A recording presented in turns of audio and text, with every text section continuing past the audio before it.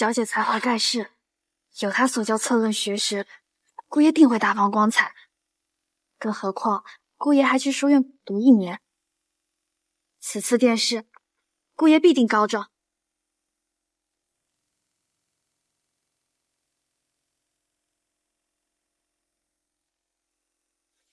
奉天承运，皇帝诏曰：自叶家公子叶景年所书策论，深得朕心。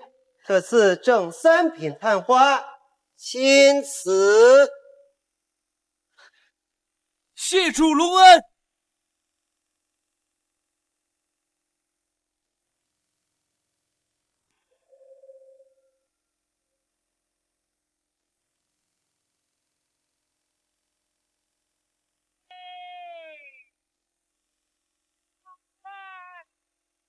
叶家公子叶景年所著策论深受皇上喜爱，特赐正3品探花。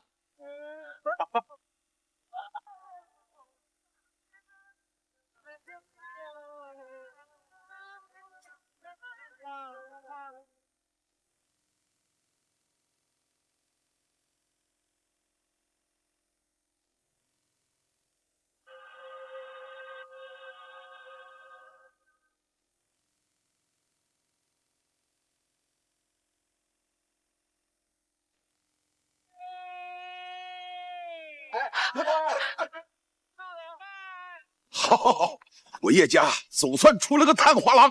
哎呦，这是祖宗保佑，祖宗保佑啊！父亲、母亲，这位就是郑国公的女儿方离。哎呀，好，不愧是郑国公府出来的人，这是雍容华贵，气宇非凡呐！不知道，还以为他们才是一家人。思瑶，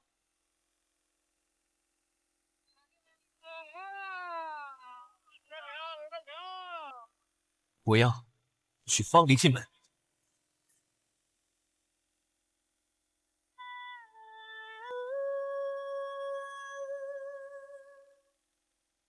我要娶方离进门。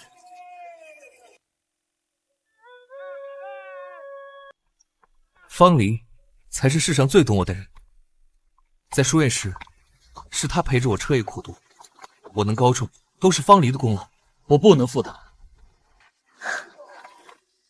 这话听起来有些耳熟。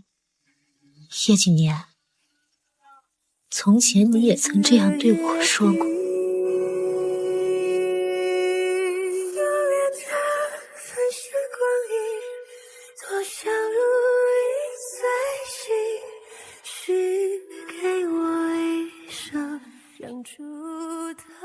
有妻如此，夫复何求？思瑶，我叶景年，此生绝不负你。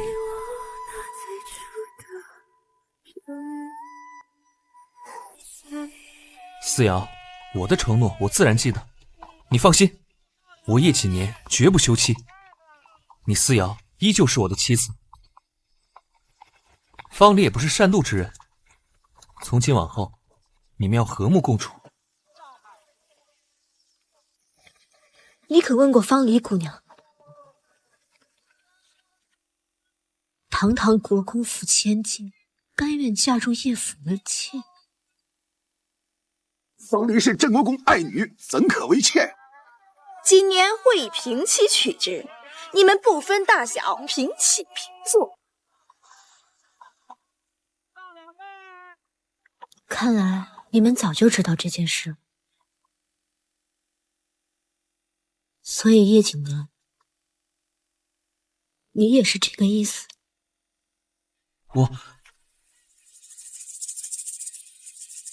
思瑶，你的事情景年早就和我说过，若不是景年求情，本小姐是不可能和你这种山野村妇平起平坐。日后你我好好侍奉景年，有朝一日景年加官进爵，定然也有你的一份功劳。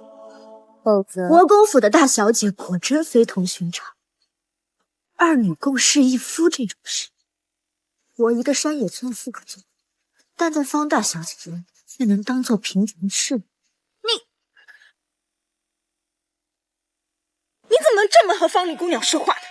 思瑶，你是景年的妻子，凡事要多为景年考虑。方丽是镇国公爱女，她能嫁给景年，是我叶家几世修来的福分。您这番话也好生耳熟，成婚之日，您也是这么说的。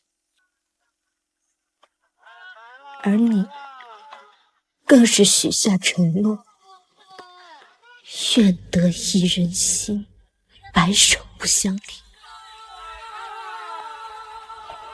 看来，如今这些都不作数。思瑶，我知道你在担心什么，你放心，我们叶家不会亏待你。我和方离成婚之后，也不会冷落你。景年说的我都同意，你放心，你只要伺候好二老，照顾好景年，我允许景年每个月去你房里。方姑娘真是大度，我是不是还得对你们二人感恩戴德？思瑶，方离已经让步，你又何必如此冷嘲热讽？方离姑娘，贵为国公之女，晴儿愿意和山野村妇平起平坐，也是难得。就是，反观这私事，尖酸善妒，哼，就是嘛。男人有个3妻4妾，再平常不过。反倒是你这村妇咄咄逼人，我要是叶公子，早就休了他。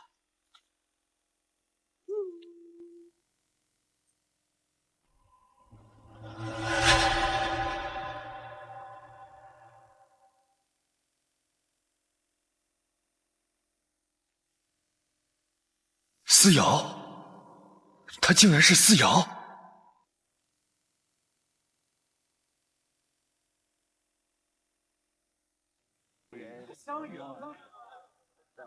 思瑶，她竟然是思瑶！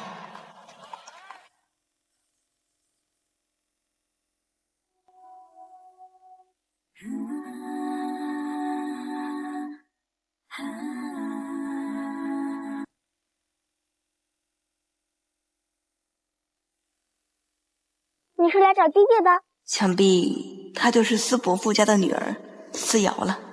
我是来拜师学艺的。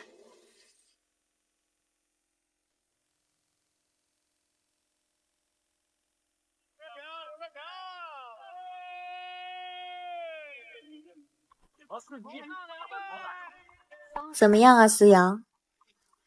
只要你愿意，日后府中大大小小的琐事还是交由你处理，而我会陪着景年出入朝堂。只要有过功夫，景年必定仕途亨通。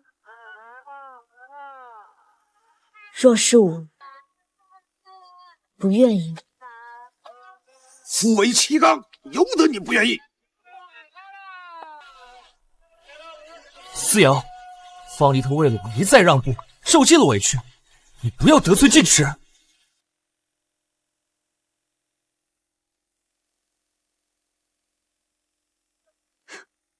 他受尽了委屈，这里最委屈的人明明是我家小姐。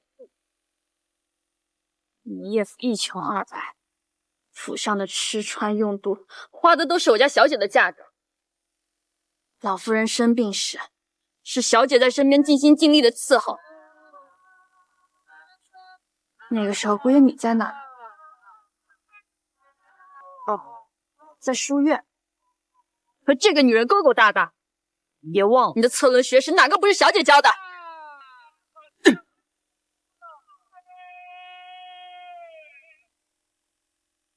放肆！我跟你家小姐说话，哪轮得到你插嘴？是的，怎么有这样粗鲁的女人？成何体统？就是太过分了，倒反天罡！景年，你没事吧？思瑶，你疯了吗？竟敢动手打你的夫君！夫为妻纲，你竟敢当众做出这种有违纲常之事！夫为妻纲，但你不忘还有下一句：夫不正，岂可改嫁。你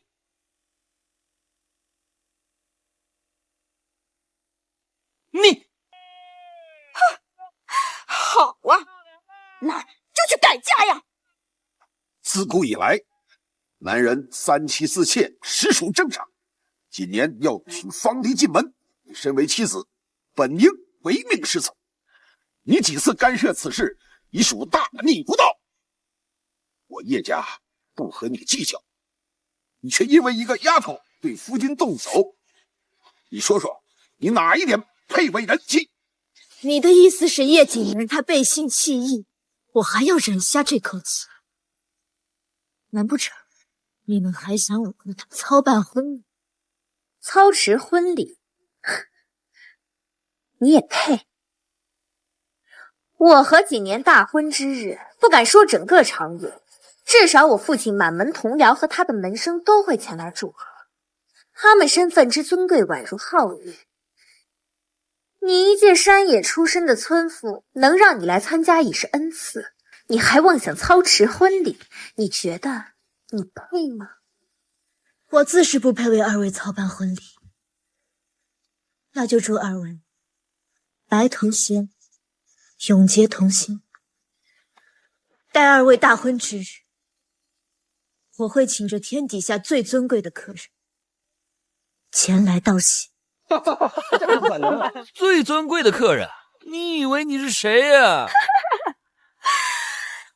一个穷江叔先生的女儿，你请来什么贵客？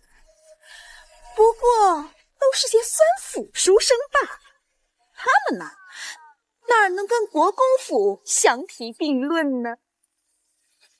好啊，我欢迎，我倒要看看你这天底下最尊贵的客人，是否尊贵过我国公府的门生？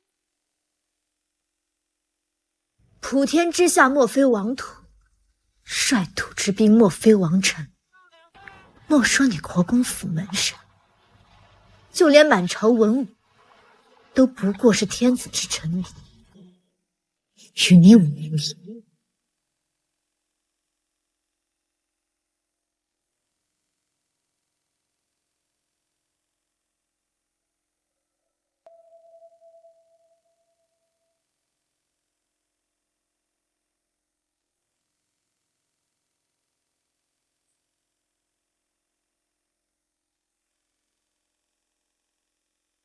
等一下，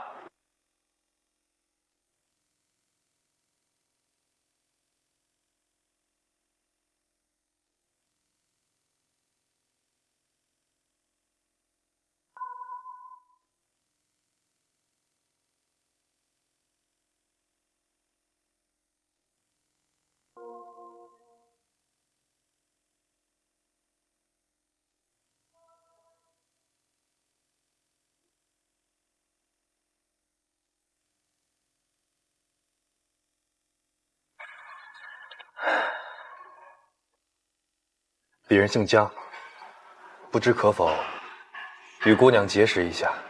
公子姓甚名谁，似乎与我没有关系，萍水相逢，也没有认识的必要。在下只是好奇，姑娘方才提到想要邀请的最尊贵之人，究竟是何人？与公子无关。青青，我们走。殿下，你自幼隐藏身份在外历练，满朝文武都不知道你是太子，更何况思瑶姑娘。看来思瑶妹妹是将我忘了。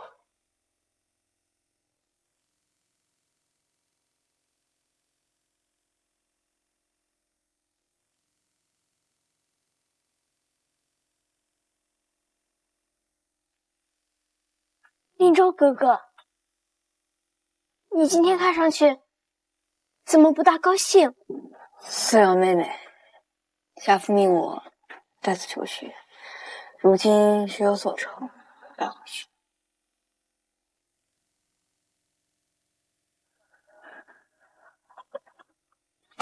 回哪儿？京城吗？我们还能再见吗？会的。你的生辰快到了，这是我特意为你准备的生辰礼物。一别数年，没想到我们还能在京城再次相见。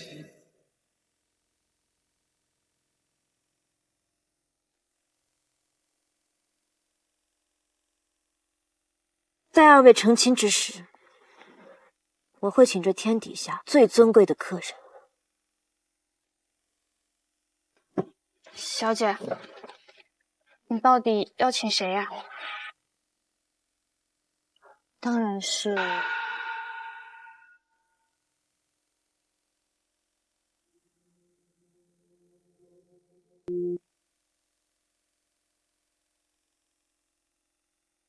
皇城禁地，闲人勿进。私家后人思瑶，求见皇上。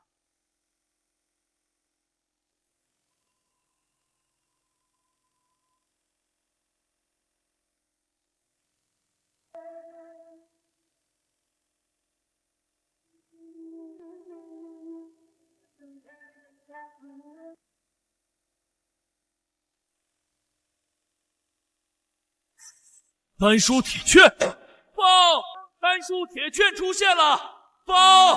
丹书铁券出现了！报！丹书铁券出现了！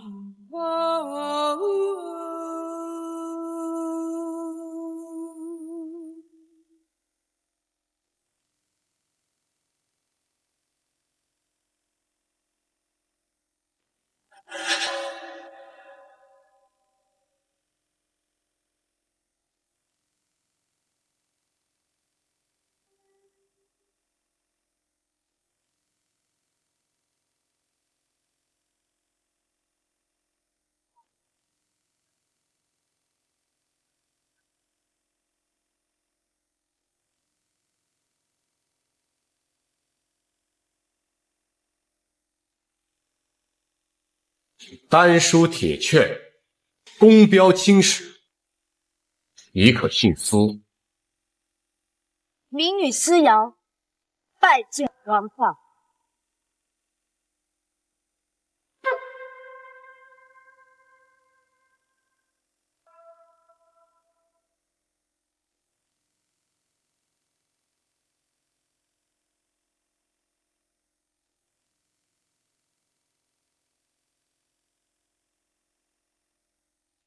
果然是私家后人。当年你私家南征北战，辅佐圣皇先祖打下这万里江山。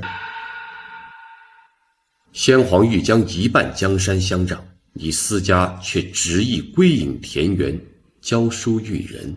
无奈之下，先皇将这丹书铁券赐予私家，许私家后人见天子，可不跪不行礼。私家行事向来低调，你如今手持丹书铁券现身，定是有事。你不妨直说，朕一切都满足于你。下月初7是我夫君叶景年与郑国公爱女方离的大喜之日，我想请皇上一驾。私家后人向来文采斐然，又有治世之才。他叶景年是修了多大的福分，才娶得你这般女子，如今竟然不知足。我看他这个探花郎是不想当了。来人，将叶景年免其头衔，驳其官职。是。等等，民女不想携皇恩，一味私行，还请皇上收回成语。那你是什么意思？我想请皇上一驾叶氏赐谱。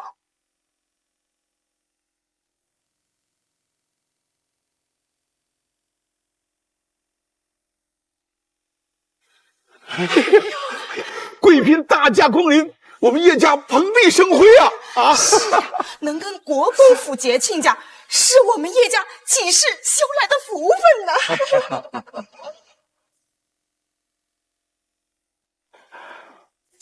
四瑶，还不快过来向国公夫人行礼！也不知你们叶家哪取来的女人，连最基本的礼仪都不懂，和我们家李儿比，简直差远了。我们李儿从小就熟读圣贤书，最是知书达理。是。既然如此，那不知知书达理的方黎小姐，什么时候过来给我斟茶行礼？你也配？我配不配，不是国公夫人说了算的。我朝规矩，先进门者为大。我是叶景年明媒正娶的正妻，怎就受不得这礼数？还是说，国公夫人还没来得及将这礼数交给方黎小姐？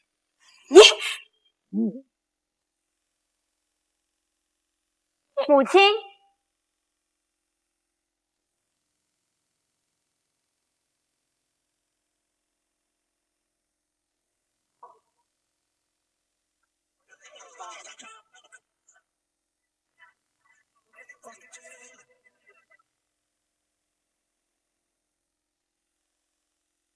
母亲，今日是我和景年大喜的日子，您不用和这种人一般计较。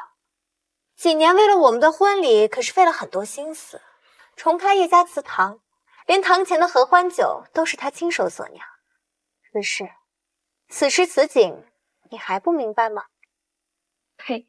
一对狗男女。我知婢女，你知干姨。方黎小姐若不嫌弃，就请笑纳。思瑶，你什么意思？哼！夫君不必和他一般见识，他不过是在拈酸吃醋罢了。思瑶，我不想和你逞口舌之快。我乃临门贵女，你怎配和我相提并论？你看今日所来的宾客，那位是广阳王，当今圣上的胞弟；这位是镇北大将军，一身戎马，战功赫赫；而这位是我的父亲，一品镇国公，当今圣上跟前的红人，门生遍布朝野，连亲王见了他都要行礼。你说，你拿什么和我比？那日你口出狂言，说要请这天底下最尊贵的客人。我问你，你那最尊贵的客人呢？他是谁呀？该不会是当今圣上吧？哎呦，你也太抬举他了！一个乡野村妇，怕是连圣上的面都没见过吧？是啊，你的贵客呢？怕是吓破胆不敢来了吧？皇上驾到！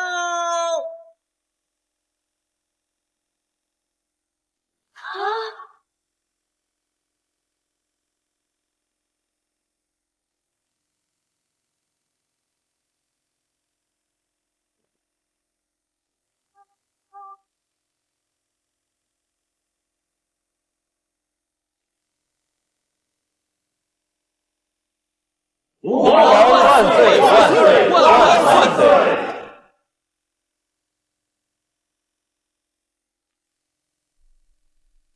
喂，思瑶，在干什么？还不跪下！趁火，你是火地精吗？觉得这是什么人啊？向圣上不下跪，他会害死我们的。他竟真把父皇请来了。完了，全完了！我们要被这个贱人害死了。朕今日前来，是受人所托，为探花郎和国公爱女恭贺新喜。谢陛下。朕以为诸位爱卿能够慧眼识珠，并不会让明珠蒙尘。看来朕是高看了。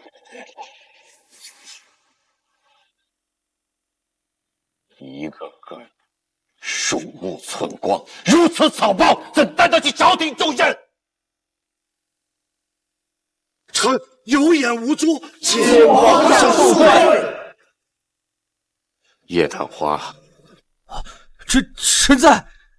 今日你又大婚，朕没有给你带什么贺礼，给你带了一句话，希望你日后好自为之。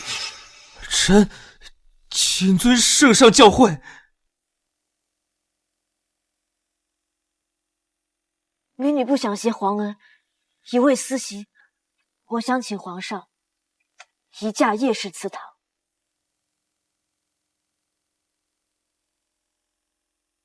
喜驾回宫，恭贺奉皇上。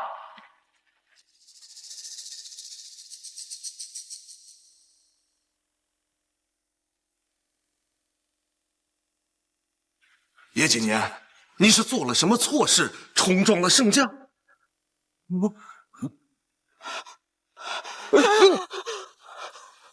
景年若是冲撞了圣驾，皇上怎么会特意前来道喜？依我看，皇上这是分明在提点景年。对，我们景年是圣上钦点的太花郎，天子门生，皇上难免对他严苛一些。就是，皇上亲自前来道喜，足以证明他有多看您。无耻！思瑶，你也看到了，连当今圣上都来为我和方离祝贺。我知道你心有不平，今天当着这么多人的面儿，我向你保证，从今往后我如何待方离，就如何待你。只要你不再吵吵闹闹，那我是不是还得谢谢你？皇上没给你准备贺礼，我倒是给你准备了礼。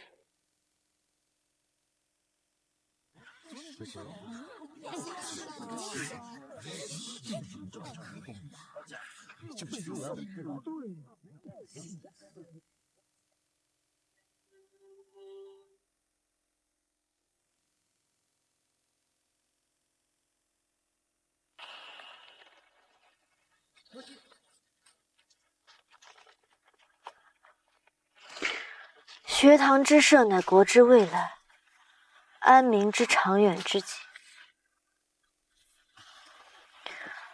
这是初识的时候我教你的，当时你对策论一窍不通。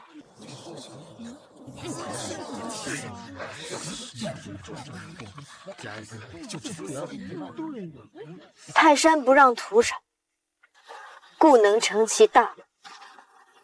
这是成亲之后我教你的，正是因为这篇策论，你才得以进皇家书院。也正是因为如此，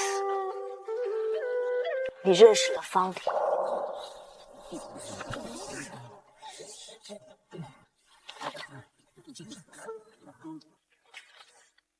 与你成亲这3年，其余什么也未曾留下，只留下这策论100篇，书卷如改。够了，思瑶，我到底做错了什么？我不过像其他男人一样再娶一人而已。这男人3妻4妾再正常不过，你为何如此咄咄逼人？当初教你这篇策论的时候，你说贤妻服我青云之，我还贤妻万两金。既然现在这些都不作数了，那留着也没什么用。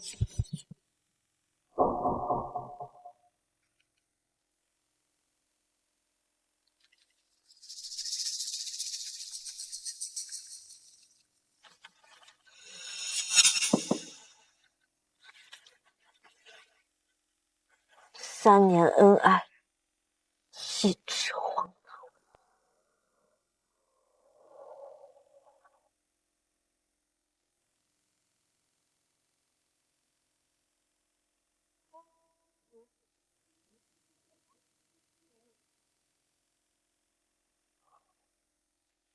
叶景年，从此锦书休记，画楼云雨无凭。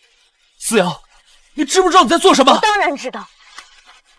今日我思瑶要休夫。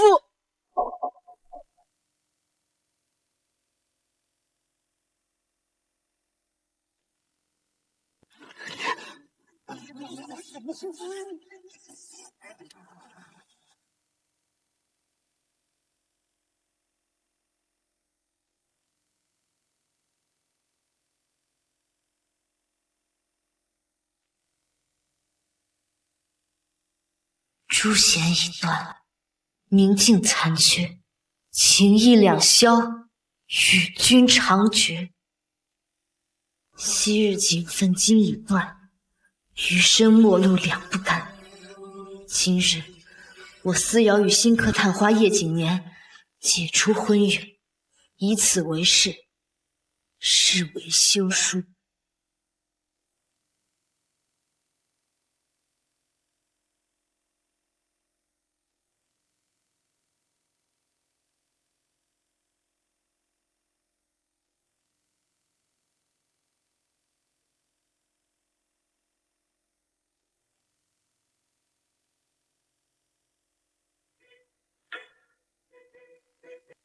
从此我与叶家情断义绝，再无瓜葛。若为此事，就如此彼。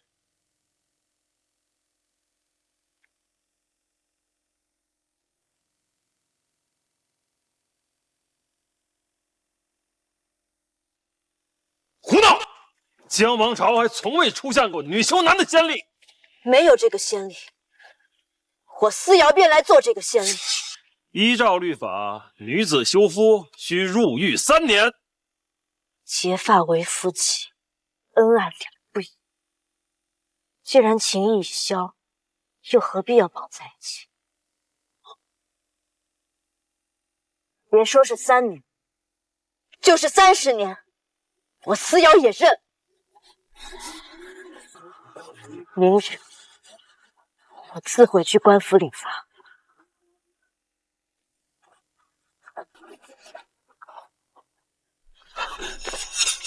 夫君，你要干什么？你可别忘了，今日是我们的大婚之日。拜堂吧。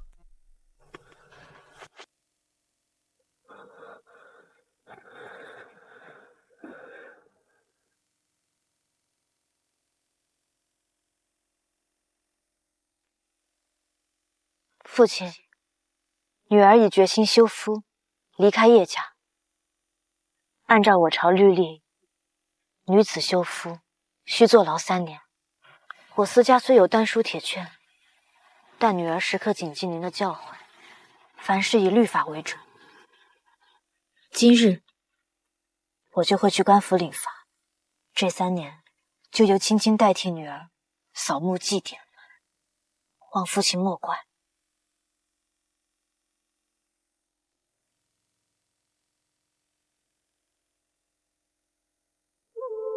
我想和父亲单独待会。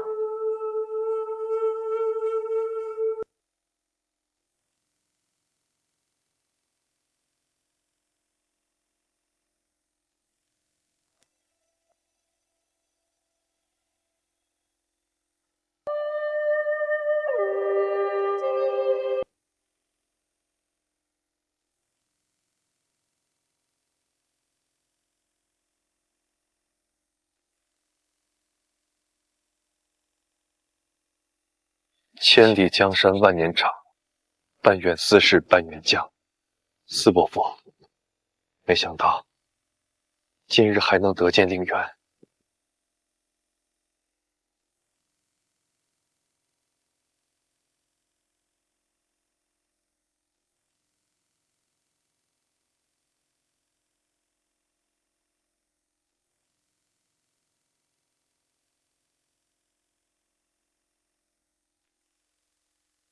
令这江公子，是你？许久未见，思瑶妹妹，一切可好？劳烦江公子惦记，思瑶一切安好。10年未见，我们之间竟如此生疏了。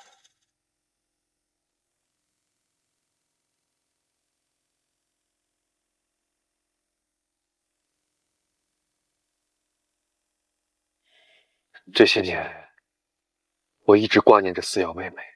江公子，思瑶已嫁作人妇，此话未免有失分寸。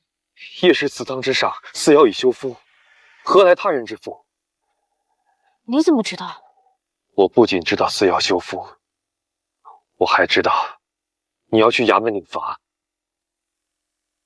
你不能去，京兆府尹是镇国公的门生。这件事情交由我处理吧。江公子既然知道京兆府尹是镇国公门生，镇国公一手遮天，你又如何是他的对手？更何况我思家有祖训，即便有丹书铁券傍身，亦不可凌驾律法之上。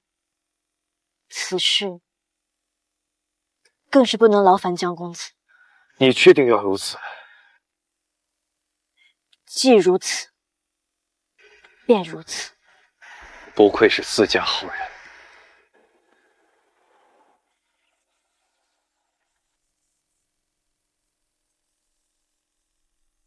思瑶，夫妻一场，我不忍看你入狱。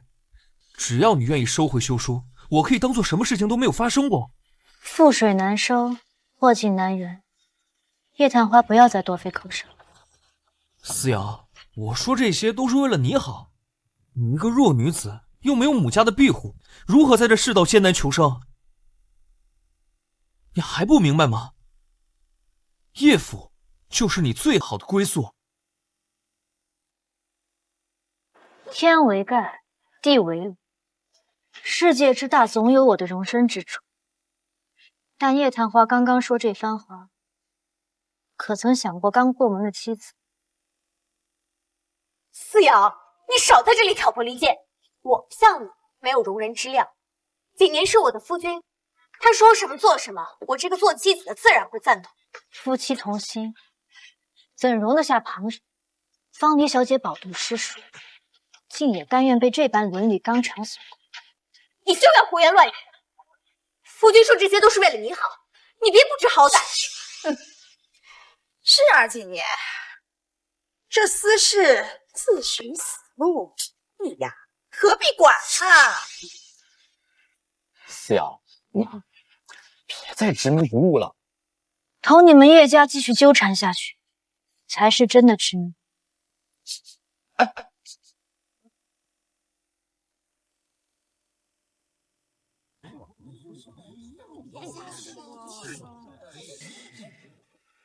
真是一位不卑不亢的奇女子，可惜呀，你不该招惹镇国公啊。堂下所站何人？民女思瑶。哼，这封休书可是出自你手？当日大人也在场，何必多提一问？你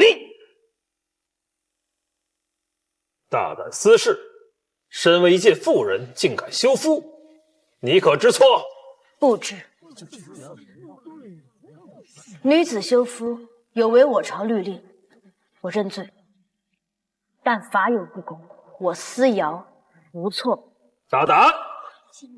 你竟敢藐视本朝律法，罪加一等！来人，将司事给我押入大牢。是。何人请？我。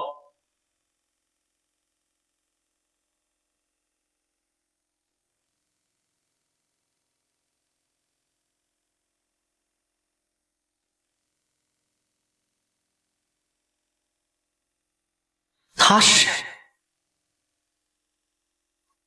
他明知京兆府尹是镇国公门生，为何还要以身涉险？太子殿下身份不可暴露，这样如何搭救思瑶姑娘？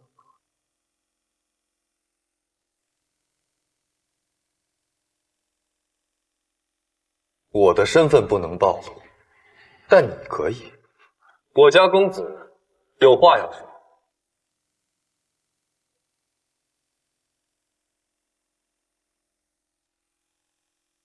圣旨到！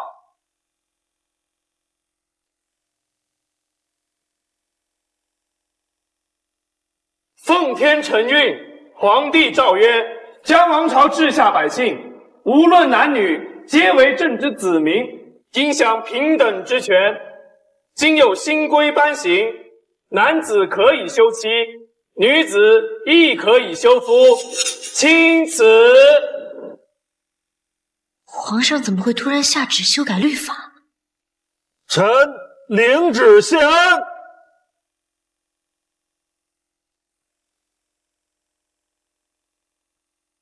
律法已修，私事休夫算不得违背律法。既然如此，你可以自行离去。算你走运，我们走。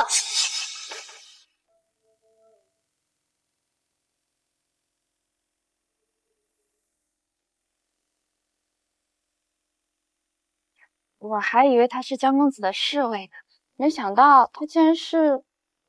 不是你想的那样。宁公子位居中郎将，此次出行是奉命微服私访，所以才会隐瞒身份的。对，你们还是喊我宁安就好。宁公子放心，我和小姐绝对不会说出去的。今日之事，多谢二位了。我还有事，就先走。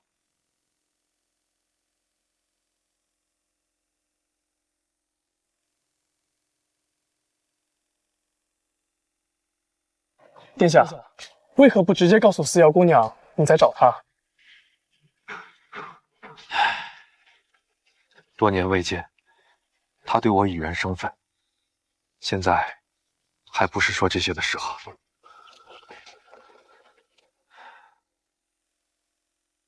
小姐，我们就这么离开京城了吗？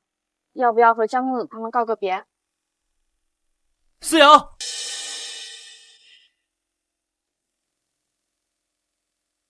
还真是阴魂不散。思瑶，听说你要回江东了。我知道你离开叶家之后处境艰难，但你不只有回江东这一条路。思瑶，你我虽已和离，但你依旧可以依靠我。你的意思是？我现在已经是探花了，我可以租个宅子，将你养在外面，当我的外室，也不算委屈你。叶探花究竟是天真还是没脑？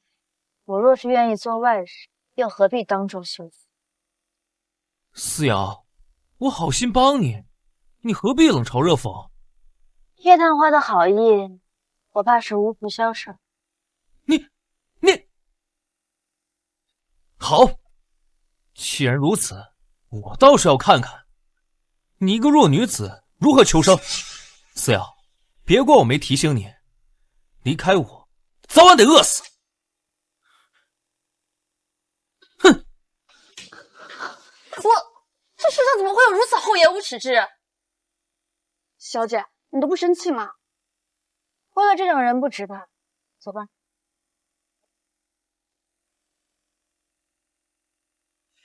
你怎么？方才无意间听闻思瑶姑娘要离开京城，回江东老宅，不知姑娘回到江东之后作何打算？设学堂，收女学子，授人以渔。巧了，我也要开学堂，一间只收女子的学堂。君子六艺，策论学识，男子能学什么，他们便能学什么。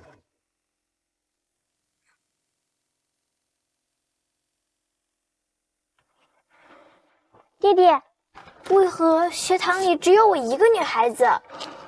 学堂自古以来就是为了男子而设，天下父母大都不愿自家女儿抛头露面，为父心有余而力不足，改变不了这些。四伯父，您放心，终有一日我会让天下女子和思瑶妹妹一样进书院读书。原来儿时随口说的话，他一直都在默默践行。学堂之事，在下已经筹备妥当，只是还缺一位教书先生。那些夫子思想腐朽，怎都不肯教女学生。不知江公子觉得我怎么样？思瑶姑娘文韬武略，文采斐然，能请到你，当真是天下女子之福分。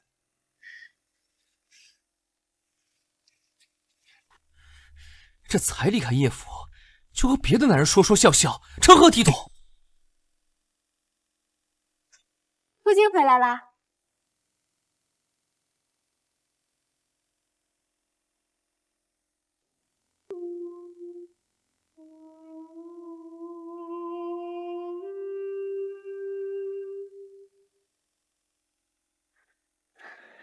夫君回来了。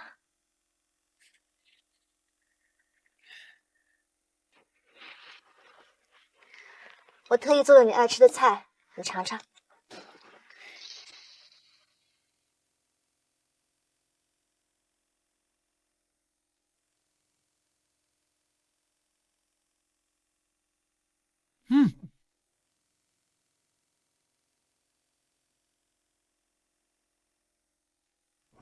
府上换厨子了？没有，这些菜都是夫人亲手为您做的。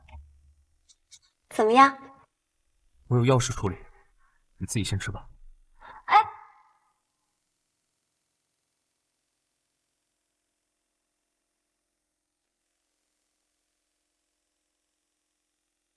俱怀一心仗思妃，欲上青天揽明月，明月书院，甚好。思瑶姑娘，请报。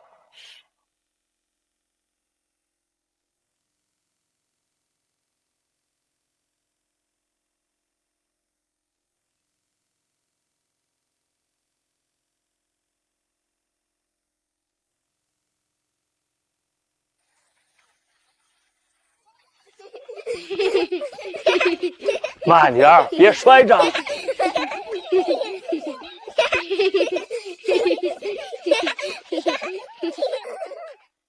这些年，我一直都非常怀念在司氏学堂的那段日子。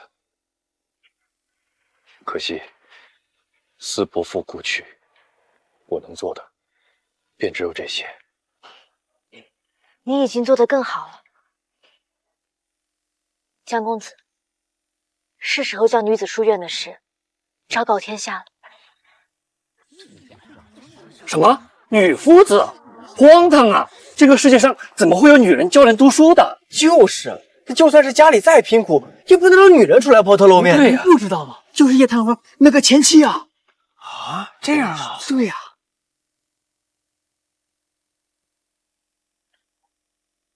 小姐，这些天来书院凑热闹的人倒是不少，但是真正愿意来念书的却没有几个。这样下去可如何是好？过去从未有过女子学堂，大家心有疑虑也正常。再等等，总会有女子愿意入学堂来读书识字的。思瑶，你疯了吗？我以为你不愿意做外事是有别的出路，没想到是在这里抛头露面，做什么女夫子？女夫子怎么了？教书育人，别人能做，我为何做不到？你还好意思问怎么了？你知道外面那些人都怎么说你吗？叶探花原来是担心这个，那你放心，我与你们叶家早无瓜葛，就算有什么风言风语，也落不到你们叶家头上。思瑶，你怎会如此冥顽不灵？你看看，京城那么多书院，有哪一家会请一个女人做夫子的？女人就应该在家相夫教子，教什么书？叶探花莫不是忘了，若没有我这个女人教你策论学识，你又如何进得了那皇家书院，考取这探花之名？反正这教书先生你不能做了，今天你必须离开书院。叶探花管的未免也太宽了吧？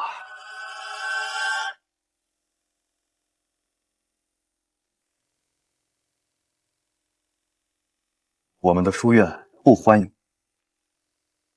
叶探花，请吧。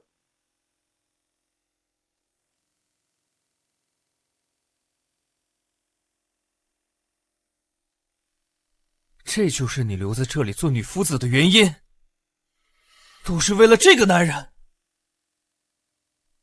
思瑶，怪不得你铁定心思要和离。叶探花可真是以己度人。且不说我跟江公子之间清清白白，就算我们真的有什么，也同你叶景年无关。青青，送客。请回吧，探花大人。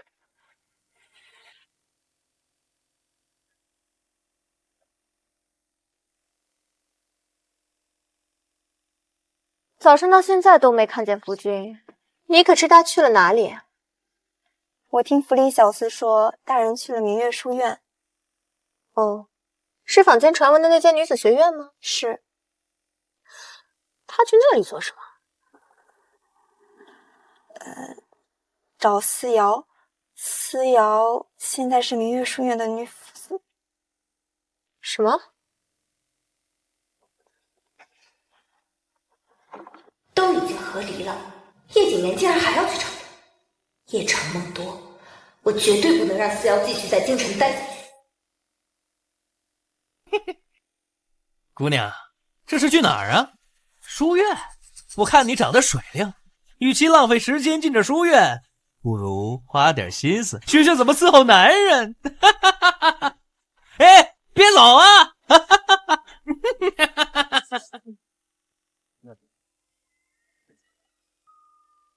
小姐，我找的人都已经过去了，有他们在，别人别想进明月书院，用不了几天，这书院就关门大吉了。到时候思瑶无处可去，自然就会离开京都。好，事成之后有重赏。平日里这个时间总是会有些小姑娘来，为何今日一个人都没有？小姐，小姐不好了，你快去看看吧，书院门口来了几个泼皮无赖，将来书院的小姑娘们都吓跑了。什么？女人上学堂有什么用？又不能考取功名，还不如在家洗衣做饭。目光短浅，只知囿于这些柴米油盐的琐事。我等读书，为的是开阔眼界，增长见识。日后就算不能考取功名，或能助家族兴盛，为社稷分忧，哪是你们所能想象？倒是你，整日游手好闲、寻衅滋事，才是真正的无用。说得好，说得好！一个大男人仗着人多，在书院门口欺负我等弱女子，当真是恬不知耻。小小女子竟敢惹恼了老子，找死！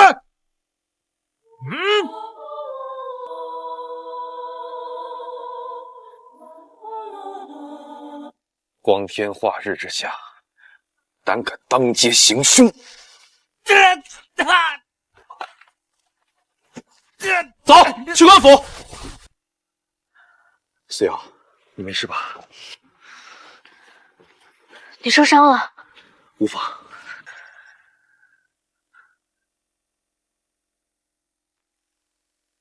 走吧，书院有药。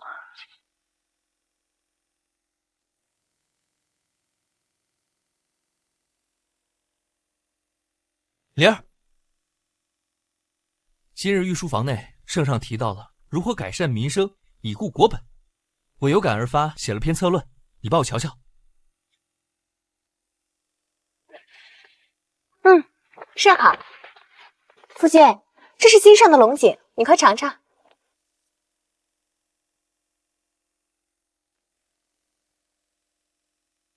生于己土之人，则以广施援手。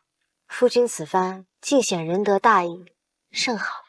不过我觉得授人以鱼，不如授人以渔。娘子说的甚有道理。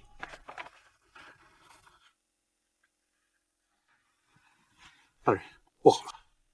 我让他盯着明月书院，他如此慌张，难不成是思瑶出事了？哎，夫君，你去哪儿啊？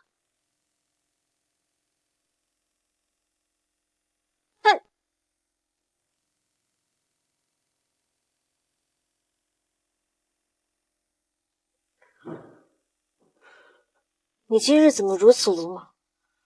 万一真出了什么事儿，那可怎么办？比起你受伤，我宁愿自己受伤。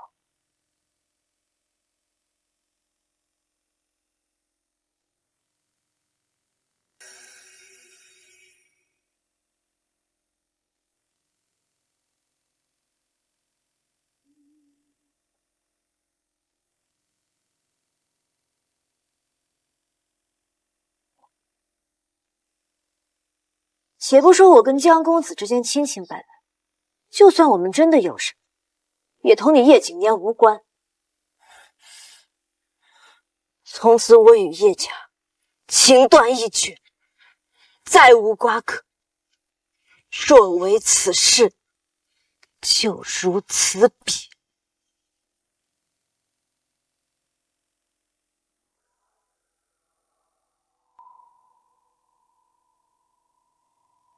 思瑶，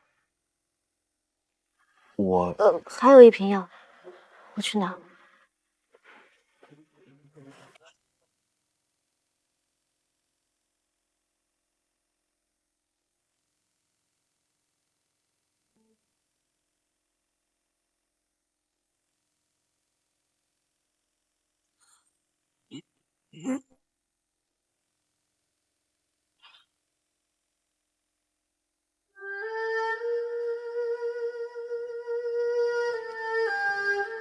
叶景年，从此锦书休记，画楼云雨无。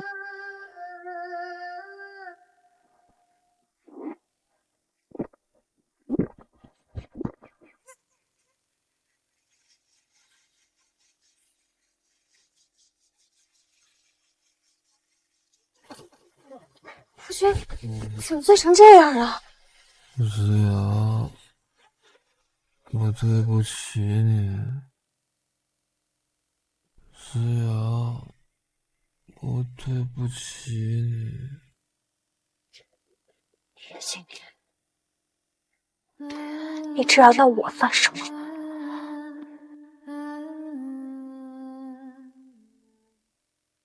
小姐，我找的人都被官府抓走了。没用的东西！对不起，小姐，这件事情我再想办法。你放心，我一定会让思瑶离开京都的。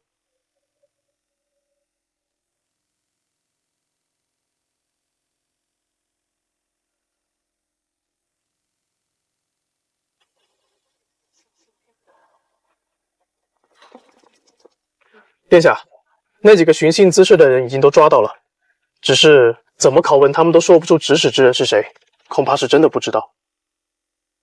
你派人去书院守着，千万不能让任何人伤害思瑶。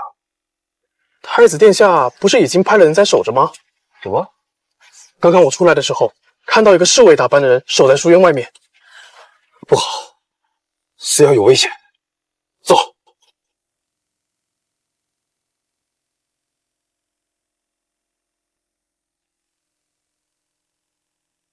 想活命的话，跟我走！想活命的话，跟我走！谁派你来的？别废话，跟我走！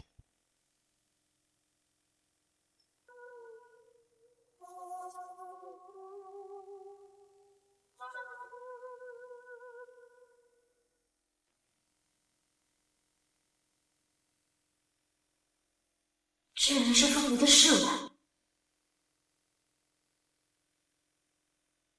思瑶，你千万不要有事。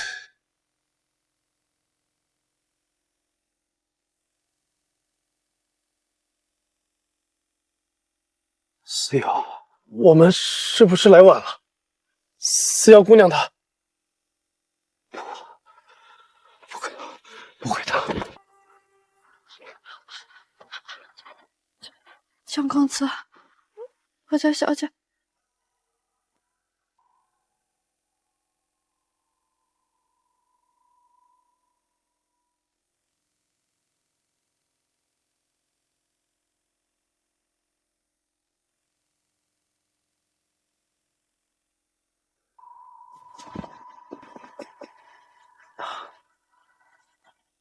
他在哪儿？江云舟。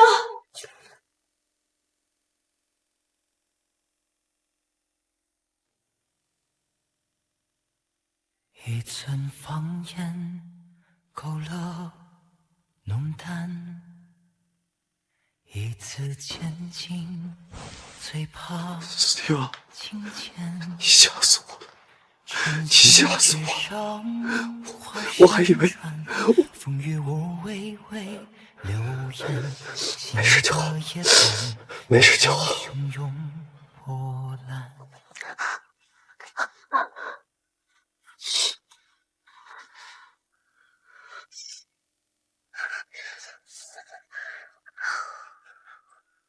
我没事，多谢相公子关爱。思瑶，你的手小伤，不妨事。是谁敢对你动手？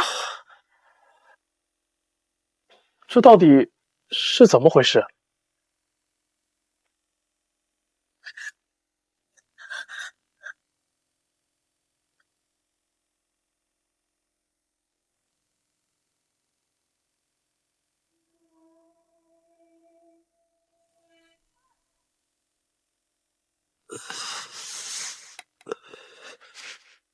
你打算如何处置他？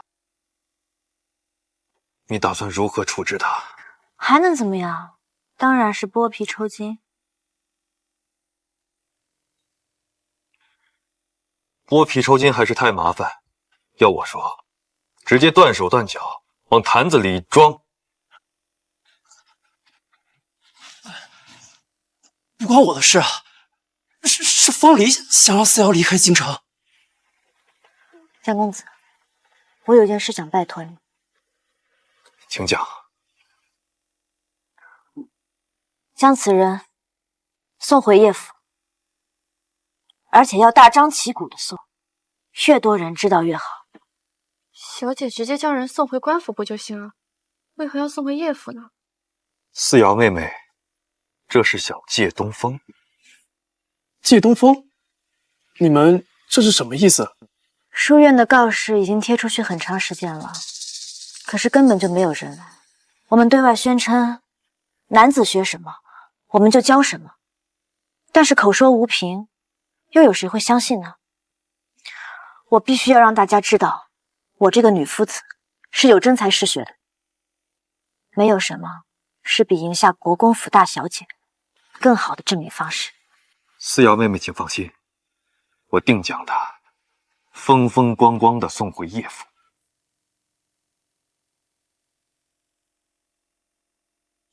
我们来叶府送人了。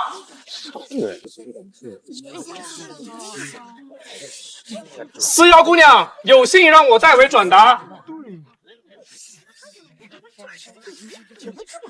方离大小姐想除掉我，不必用如此见不得人的手段，不如我们教场摆擂，当着大家的面比试一番。不管是琴棋书画，还是君子六艺，任由方离大小姐挑选。若是我输了，我自会滚出京都。什么意思？叶探花现在的妻子想杀他的前妻，好像是这个意思。那这现在是什么情况？前妻下了挑战书，还不出来呀？这么久了，都这么久了，怎么还不敢？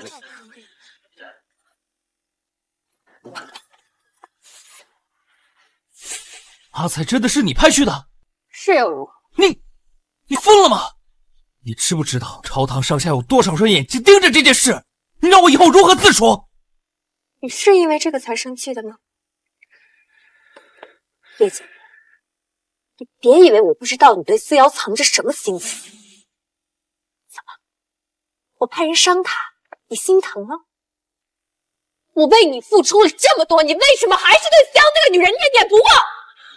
我已经与她和离，你为什么还要揪着不放？你也知道已和离啊，那你为什么要去明月书院？为什么还要派人盯着思瑶？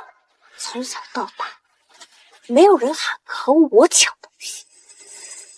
叶姐，你等着，我要让你亲眼看着我是如何一步步把思瑶踩在脚下。你又要去干什么？应战！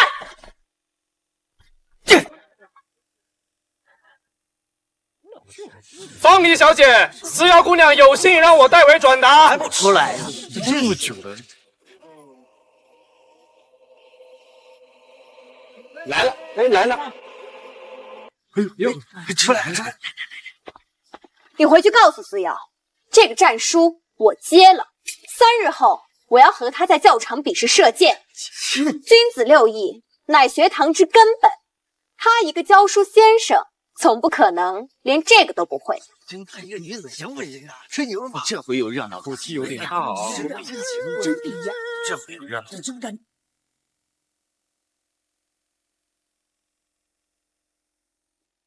你这是猜到了，他要和你比试弓箭。琴棋书画，方离大小姐一窍不通。论策论学识，她还比不过叶景年。聪明如她，想要挫一挫我的锐气，自然要挑一些寻常女孩子不会的东西。可他不知道，思瑶妹妹是思家后人，骑射对你而言，并非难事。我还有一件事想拜托江公子，请讲。将我即将和方离小姐比试弓箭的事传出去，越多人知道越好。我已经差人去做了。你们听说了吗？明月书院的女夫子要和郑国公府的大小姐在校场比试射箭。郑国公府大小姐师从神射手，我看那女夫子就是自寻死路。这弓箭可是君子六艺之一，若是那女夫子连这都输，还怎么好意思教别人？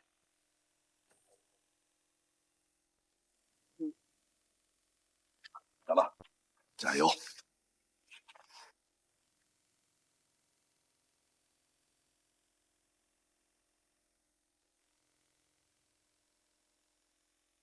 我相信思瑶妹妹一定会赢。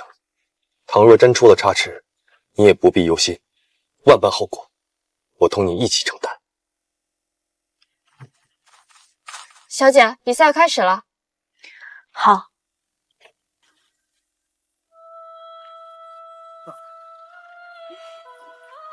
明月书院一定会名声大振。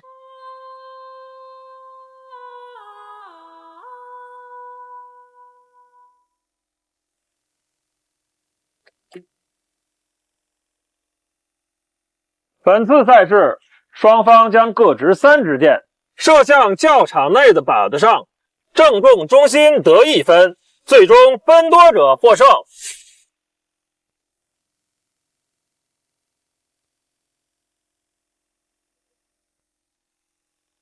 两位，请吧。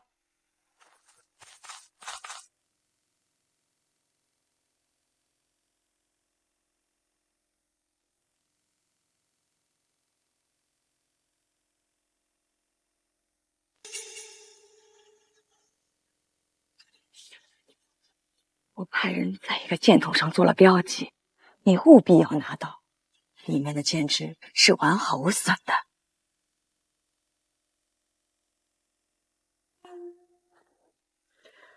你没打听过吗？本小姐师从神箭手，箭无虚发，你输定了。方离小姐，话不要说得太满，鹿死谁手还未可知。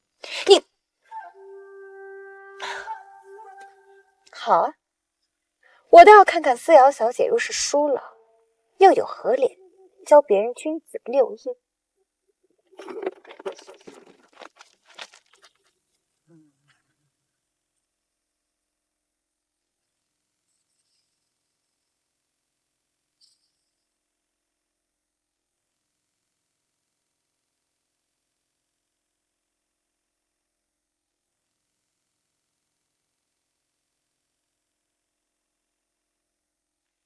这么远的距离，竟然一下就中了，不愧是神箭手的徒弟啊！方离小姐有百步穿杨之能，那女夫子怎会是她的对手？思瑶，到你了。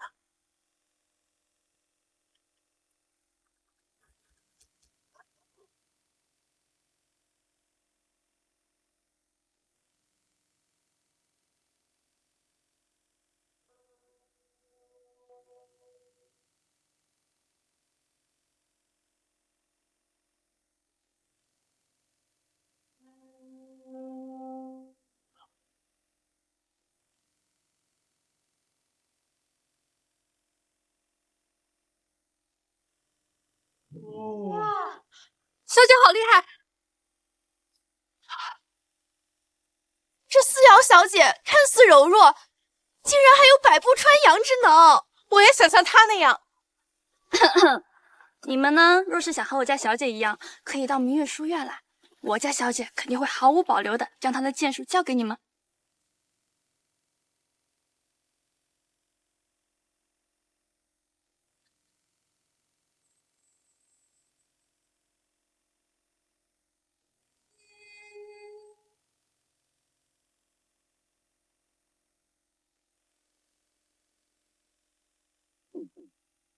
果然如殿下所料，他们在剑史上做了手脚。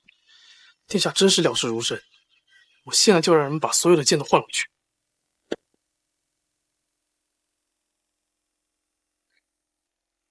双方各得1分，平。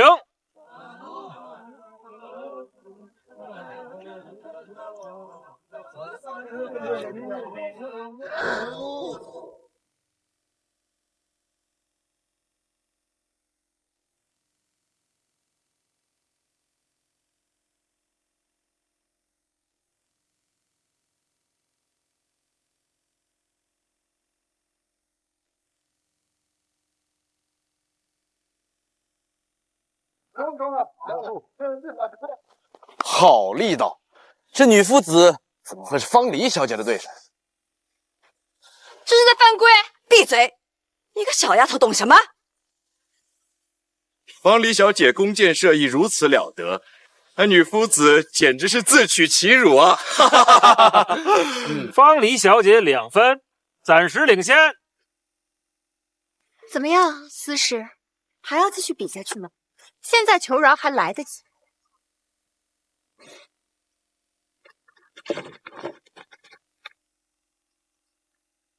要想打落我的剑，要准还要力度。你真以为这招谁都行啊？未免也太天真了吧！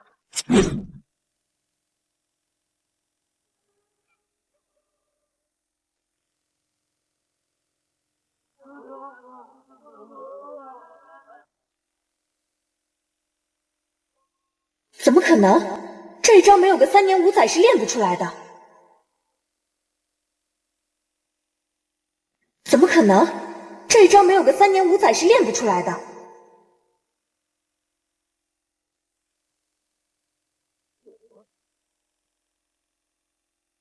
双方各得1分，平。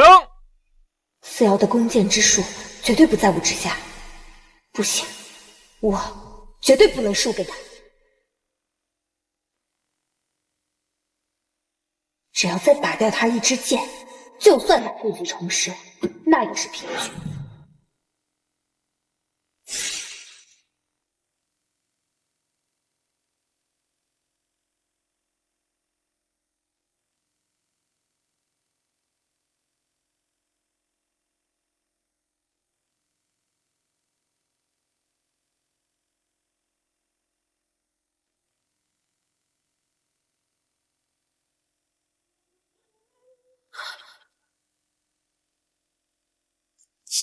哎呀！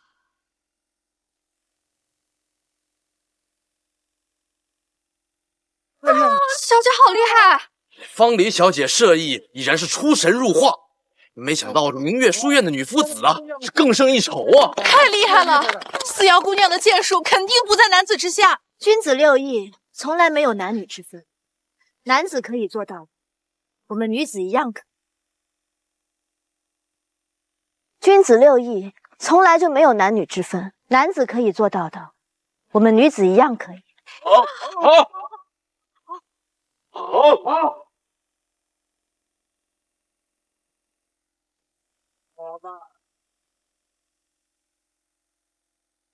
府尹大人，该宣布结果了吧？本次比赛的获胜者是安扎。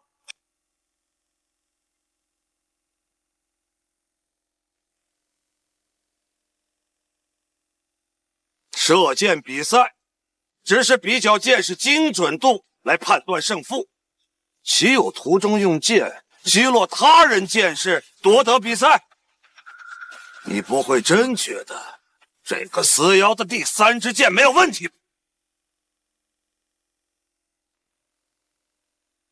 对不住了，思瑶姑娘，我一个小小的京兆府尹，万万不敢得罪郑国公。摄政求诸己，己正而后发。从社理之道而言，思瑶姑娘的第3件确实是不够磊落呀。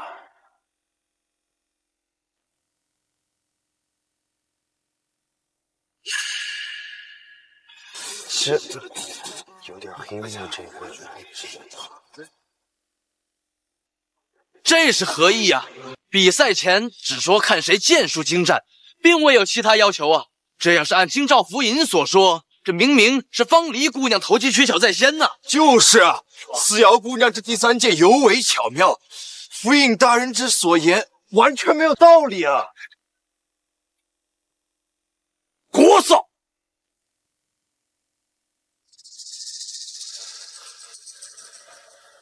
既然无人在抗议，那以本官之所见，本次比赛应判思瑶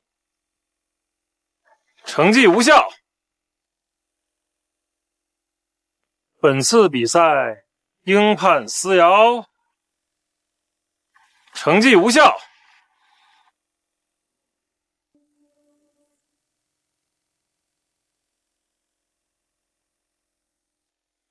大人，你怎能颠倒黑白？众人都有目共睹，明明是我家小姐的剑术更胜一筹啊！是啊，大人，你不要太偏颇了。大胆刁民，竟敢质疑本官，诽谤朝廷命官，那可是扰乱朝政之罪，其罪可诛。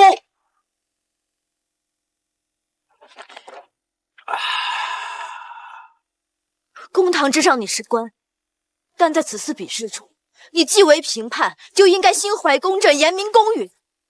当着这么多人的面，你们也敢徇私舞弊？思瑶，你说你赢了，除了你的婢女，可还有人愿意为你作证？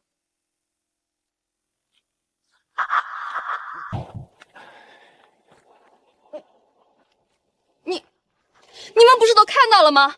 怎能允许他们混淆是非？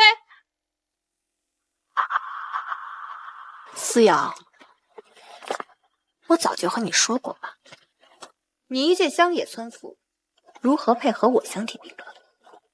我既生在权贵之族，就自然可以把你这种人踩在脚下。当日你在信中说，若是输了，便滚出京都。来人啊，把这个低贱之人给我轰出去！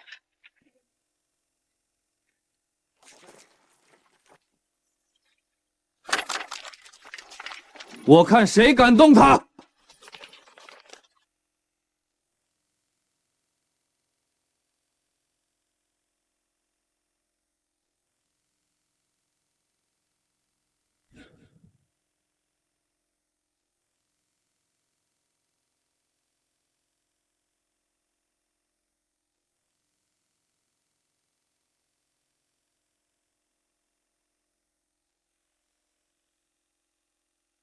我看谁敢动他！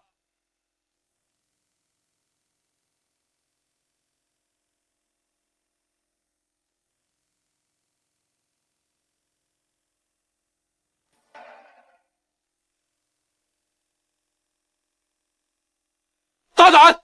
见了太子殿下，竟然不下跪，全部拘押候审。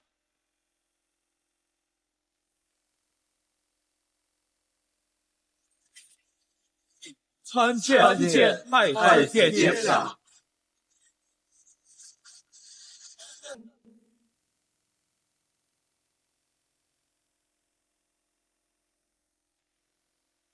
我一早就猜到他身份尊贵，却没想到他竟然就是太子殿下。生于权贵之子，便可以将他人踩于脚下。那按照方离小姐所说，是不是本太子也可以将尔等踩于脚下？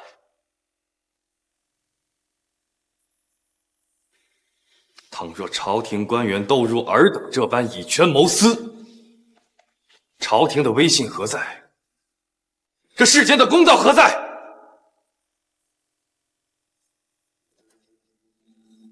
府尹大人，国公爷，二位还真是好大的官威啊！竟敢在众目睽睽之下混淆是非、颠倒黑白。这些年，父皇命我隐瞒身份，体察民情，查的就是尔等护恶不圈之人。老臣知罪，还请太子殿下开恩呐！来人，在，把这二人给我押下去，严查。多谢太子殿下主持公道。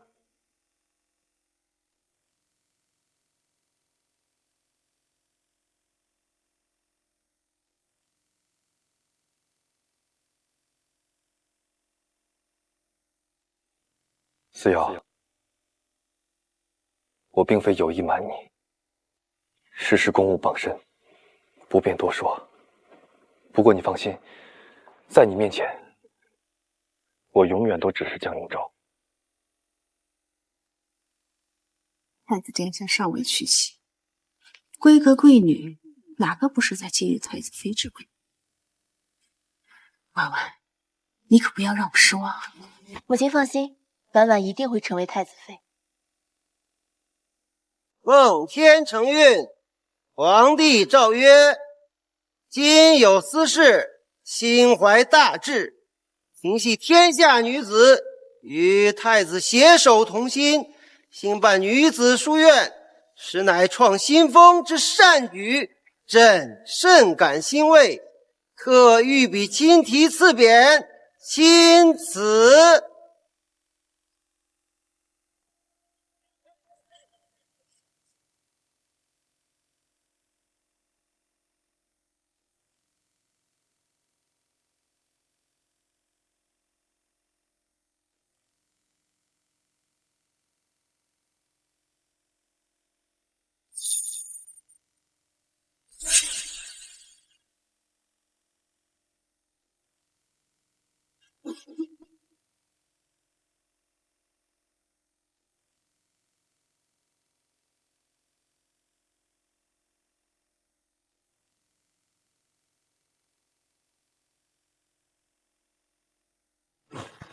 谢主隆安。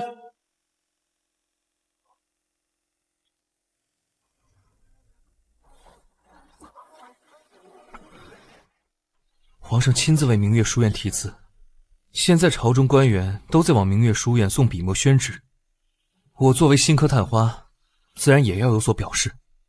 叶景年，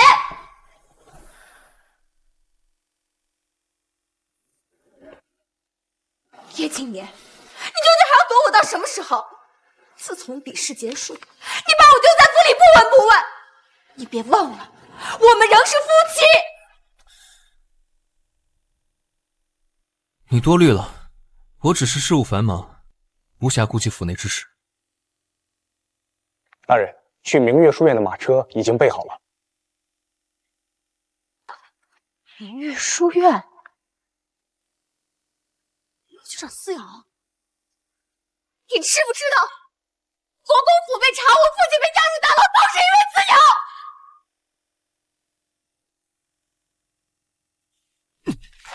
若不是你节外生枝，派人去害思瑶，怎么会有后面这些事？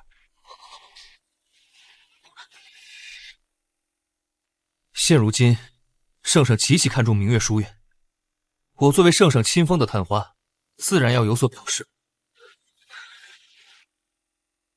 究竟是圣上看重明月书院，还是你对思瑶那个女人念念不忘？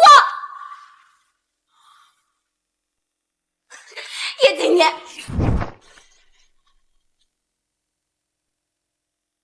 你岂不是不可理喻？你今日若踏出这书房半步，我就跟你一刀两断！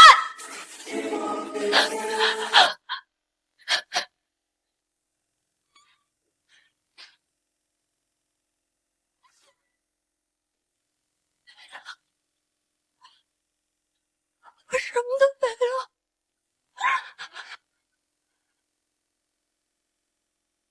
思瑶，都是思瑶这个女人狠的。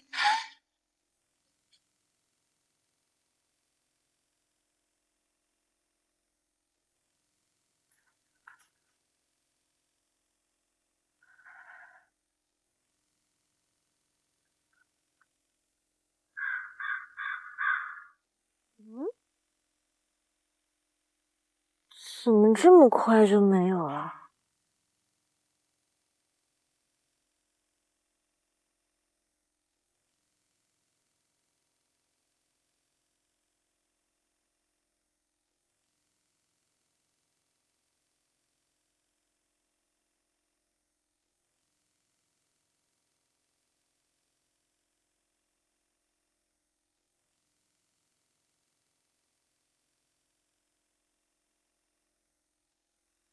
你怎么知道我在这儿？青青告诉我的。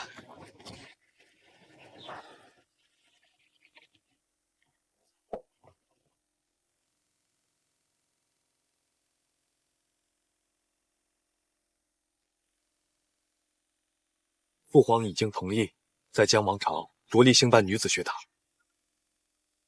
真的？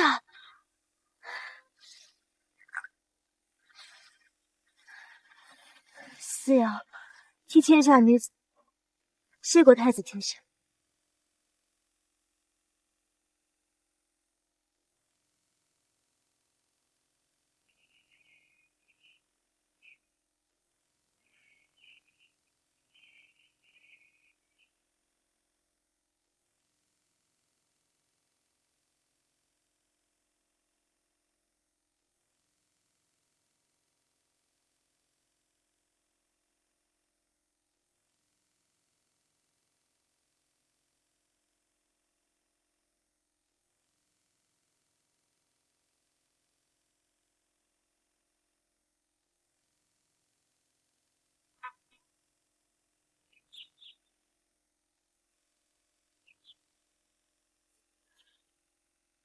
思瑶妹妹，这些年我一直都在找你。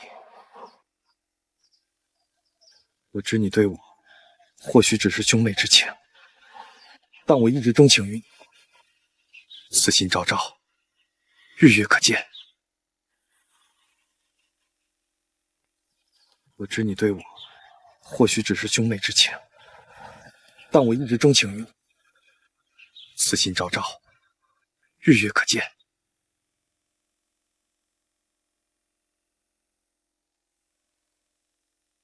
不知你可否愿意留在我身边？殿下，我什么都没看到，你们继续。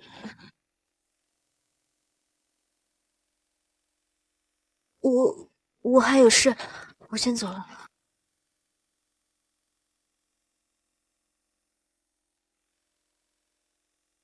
什么事？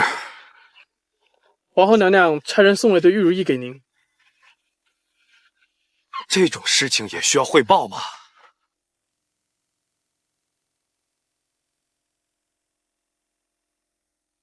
不是您说的，府内大小事都要找您汇报吗？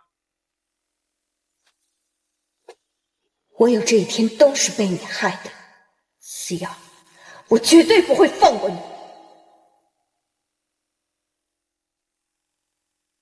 小心！小心！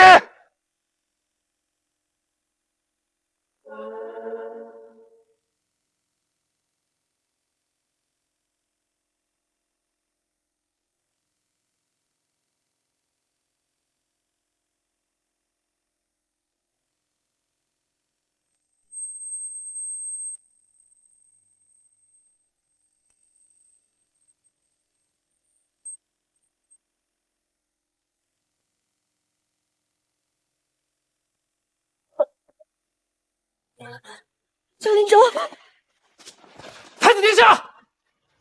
江林舟，江林舟，快去叫太医！江林舟，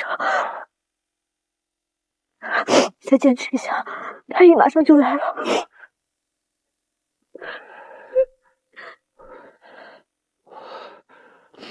没事，你不用担心。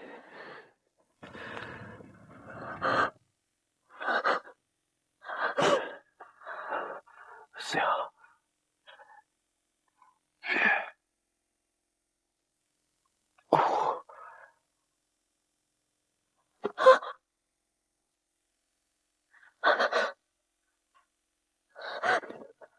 蒋令成，蒋令成，你醒醒！你醒醒！蒋令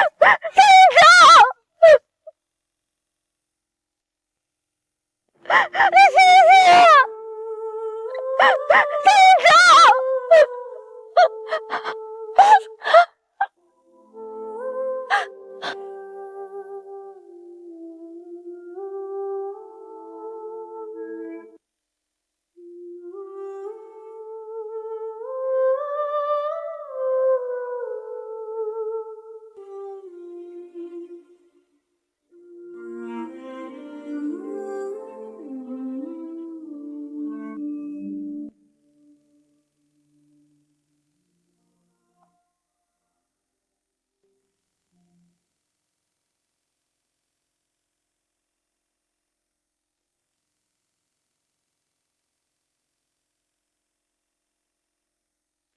比起你受伤，我宁愿自己受伤。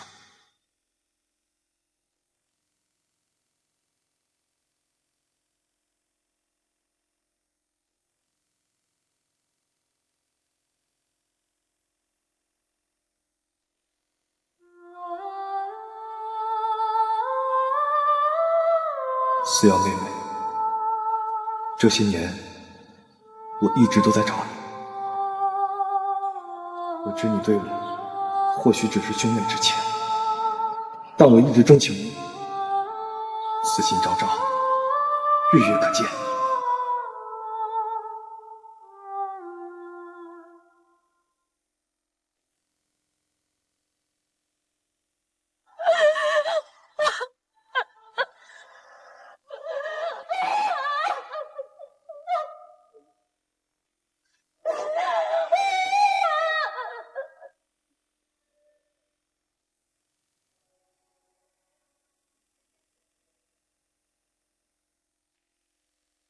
小姐，你已经等了几个时辰了，要不要先回去休息一下？不，我要等他醒过来。可是，思瑶姑娘，刺客抓到了。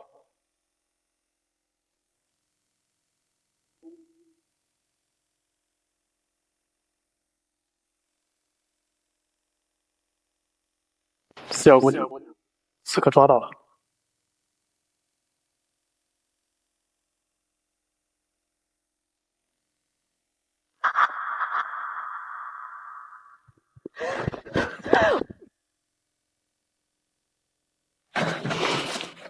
为什么？你为什么要这么做？为什么？你问我为什么？因为你，我国公府被查，我父亲被捕入狱，我父亲把我扔在府邸里不闻不问，而我名声扫地，颜面尽失，这一切都是因为你！凭什么啊？你明明处处不如我，凭什么你可以拥有这一切？你居然觉得这一切都是因为我？方离，你贵为国公府大小姐，出身权贵，拥有多少人这一辈子都没法得到的东西，而你不知道珍惜，为了一个男人作茧自缚，害人害己。你我之间的恩怨，更不应该牵连到江离州。你可知道，刺杀太子是诛九族的重罪？这一切都是你咎由自取，怨不得别人。不是这样的，不是这样的，不是这样的！带走！不是这样的，不是这样的！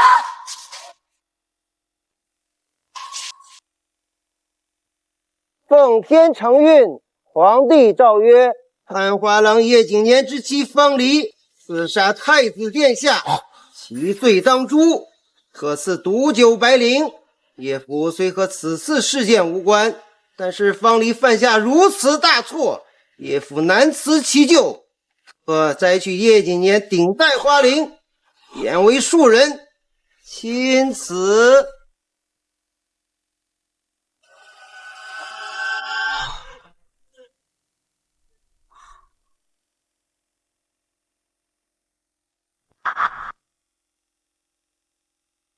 接旨吧。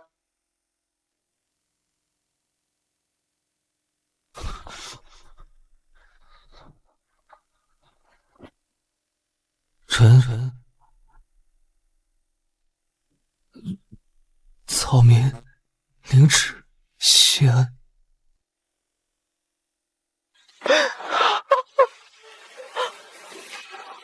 完了，完了，全完了！我们叶家要被方离害死了！早知道就不该让方离进门。你呀，当初为什么招惹他呀？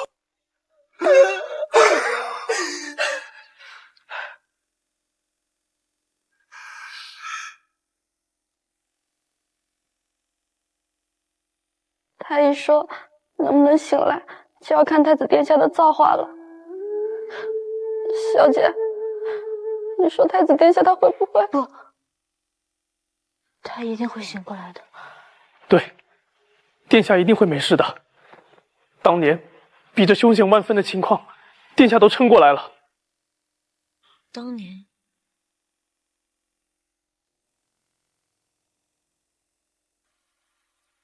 当年，司老先生拒绝了皇上为您和殿下的指婚后，殿下本想亲自前往江东，但是路上遇到山洪，殿下为救山下村民，重伤昏迷。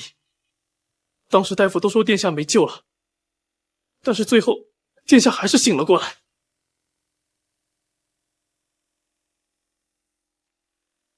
但最后，殿下还是醒了过来。生死之际，殿下一直惦记的是你，思瑶姑娘。如今，唯有你才能唤醒殿下求生的意志。思瑶妹妹，这些年我一直都在找你，知你对我或许只是君位之前，但我一直钟情你，私心昭昭，日月可见。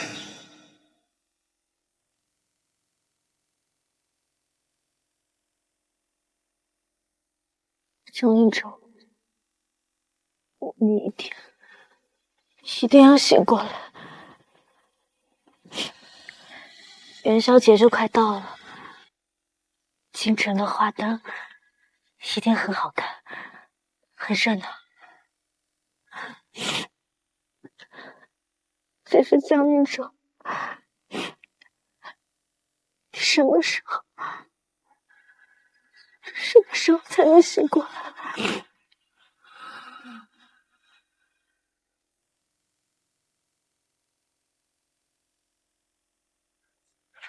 江一舟，不要离开我，不要离开我。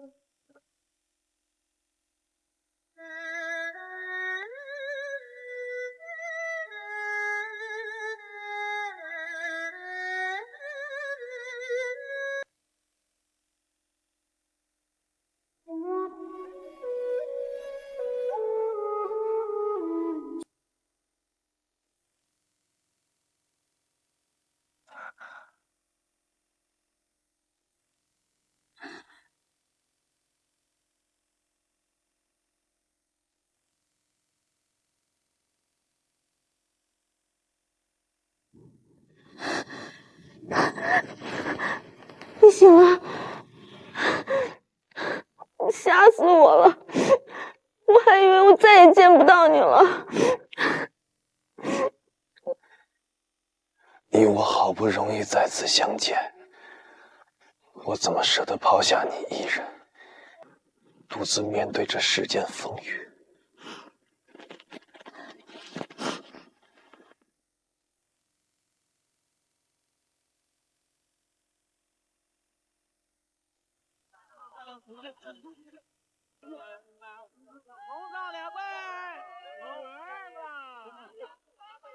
姑娘，要不要许个愿啊？我们这儿很灵的。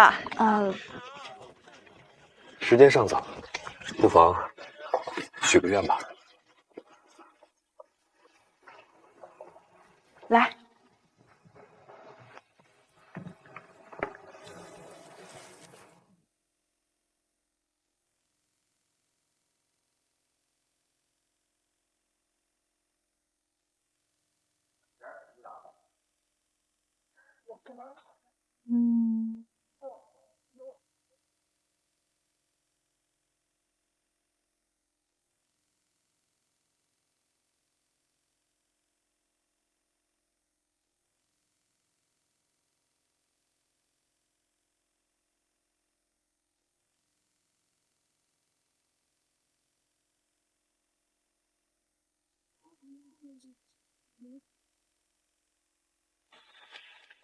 岁岁年年，共欢同乐，嘉庆与时新。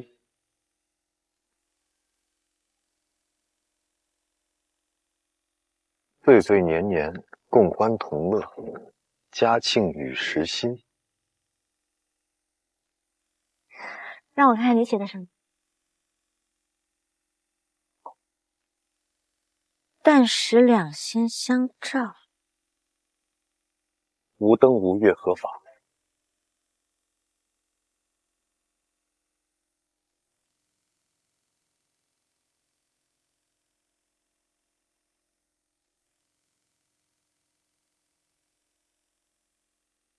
思瑶，这一生，我只想与你长相厮守，你可愿意？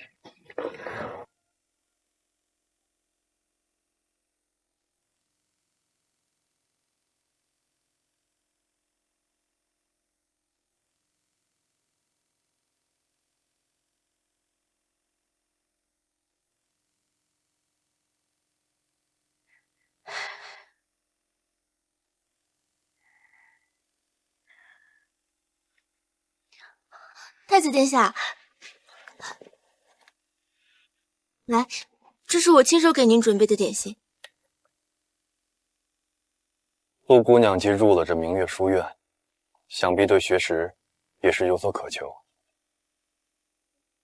既是如此，就不要把心思浪费在这种无聊的事情。思瑶，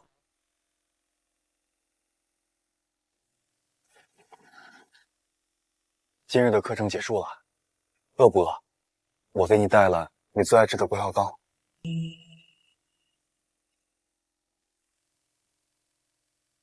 走吧。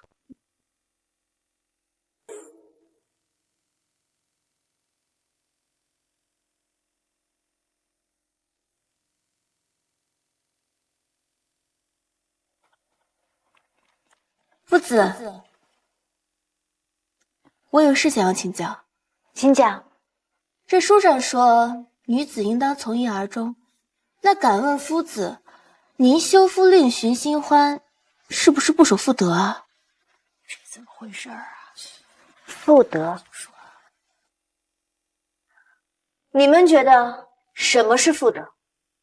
是要尽孝丈夫，屈从公婆，一切以夫家为重，是贞洁、顺从、孝敬，不违背父命、夫旨、旨意，是言行上要谨小慎微，不可在外抛头露面。你们可曾想过，这些条条框框为何只针对女子？男子可以三妻四妾，广交天下之友，而女子却只能大门不出，二门不迈，被这所谓的妇德束缚住手脚，这难道不是一种极大的不公吗？我们身为女子，为何要纵容这种不公？为何要成为砍向同类的利刃？还有，休夫又如何？姻缘本是双方之约，若所欲非人，为何不能挣脱枷锁？我希望你们当怀青云志，不要被这深闺后院所困住。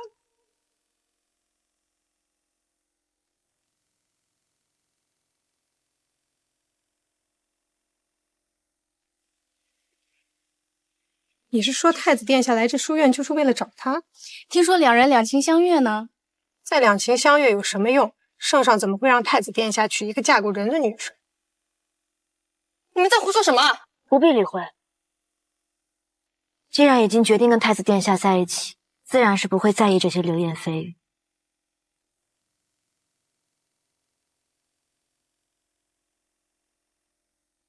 婉婉给皇后娘娘请安。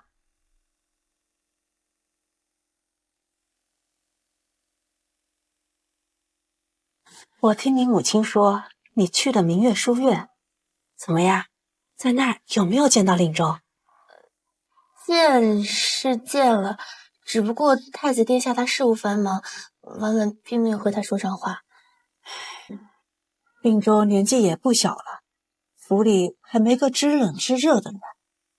我倒是想促成你们两个的亲事，只是这事还得皇上点头。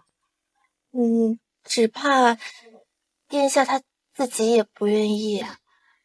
哦，我往何出此言？殿下他好像和书院的父子思瑶走得很近，像是两情相悦的样子。早就听闻明月书院的女夫子思瑶非同小可，如今和令州又走得近，看来我得找个缘由见一见她。婉婉，你放心，我会差人给思瑶送封请柬，就说宫中设宴，请她来参加。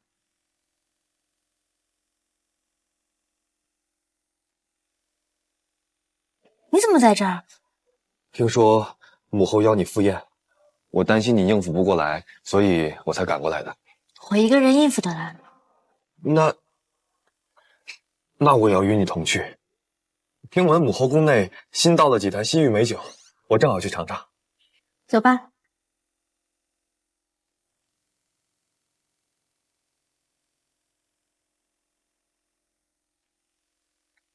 太子殿下心中只有那个女夫子，你想要得到太子妃之位，只能兵行险招了。那母亲的意思是，生米煮成熟饭，这世上有的是让人动情的药。母亲，这样不好吧？错过这次机会，你就彻底失去太子妃之位了。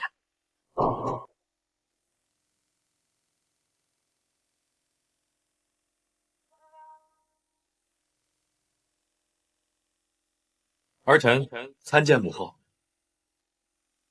令州，你怎么来了？儿臣前来向母后问安，在路上碰到了思瑶，听闻母后在宫中设宴，儿臣特来讨杯酒喝。这明月书院的女夫子长得倒是清秀。坐下吧。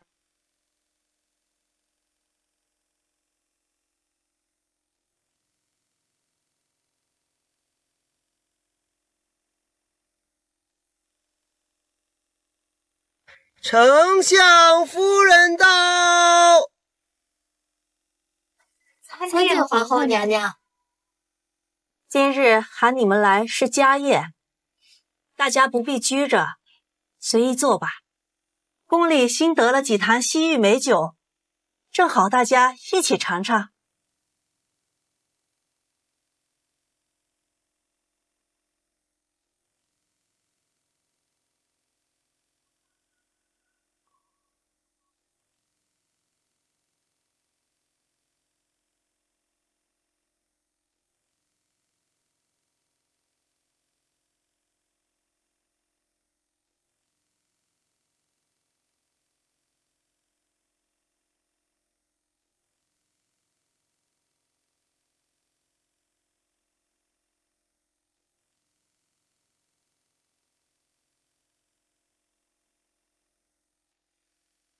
太子殿下，我敬您一杯。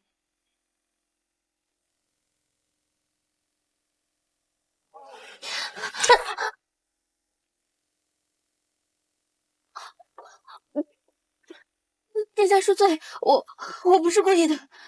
无妨。母后，儿臣去偏殿换身衣服。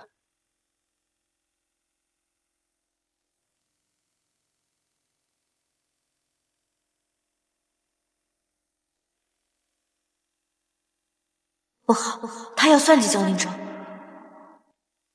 皇后娘娘，民女不胜酒力，想出去走走。去吧。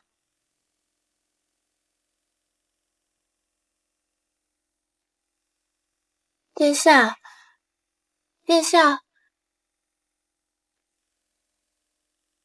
是你？怎么是你啊？殿下呢？殿下在哪？怎么是你啊？殿下呢？殿下在哪？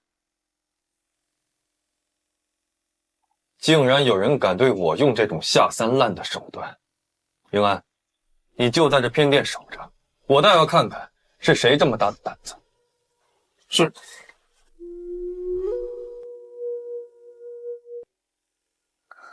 你知不知道，这种下三滥的手段，并非会让你如愿。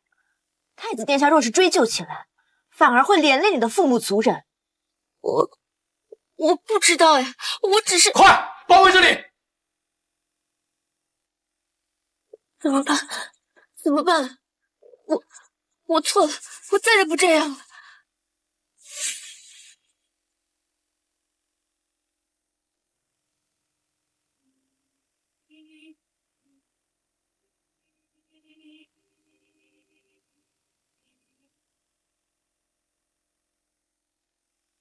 思瑶姑娘，怎么是你？思瑶姑娘，怎么是你？我担心太子殿下，所以就过来看看。怎么了？啊，没事。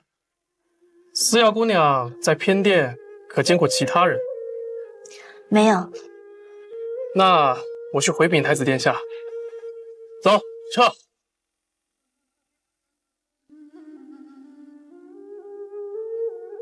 趁现在没人注意，赶紧走吧。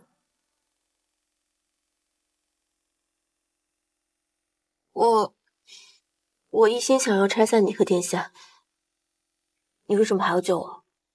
这件事情绝非你自己谋划。你虽然跋扈，但也不是什么坏人。我知道你一直在帮助那些寒门的学子，可见你本性并不坏。陆婉婉，不是我帮你，是你的善意帮了你自己。多谢。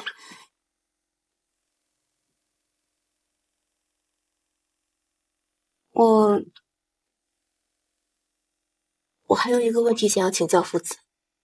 书上说父母之命不可违，可如果父母想让你做你不想做的事，那又该如何？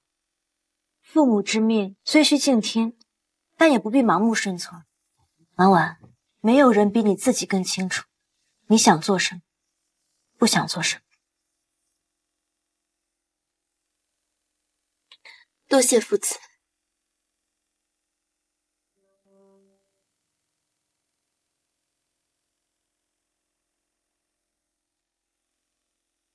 让我看看是哪只小狐狸坏了我的事。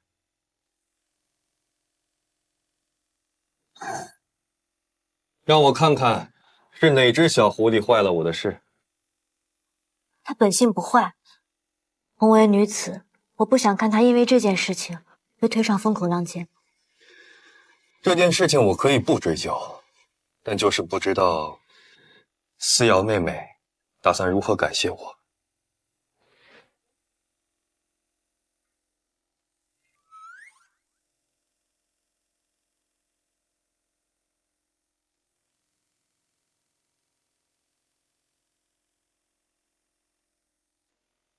啦啦啦啦啦啦啦啦，啦啦啦啦啦啦啦。逗你玩的。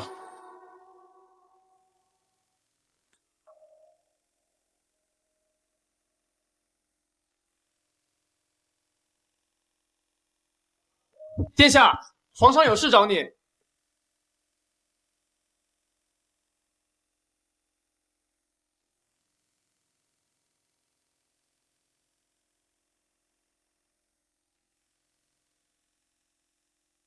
夫人，事情失败了，是偏院的，是明玉书院的女父子。小姐呢？小姐说她不胜酒力，先回府了。坏我好事儿，你给我等着！小姐，你可回来了，他们都已经将带的礼物呈给皇后娘娘了。我们带的画要不要也呈上去？行。这是司明程老先生的成名作《云霞山水画》，丞相夫人真是好大的手笔啊！小姐，老爷的云霞山水画不是在这吗？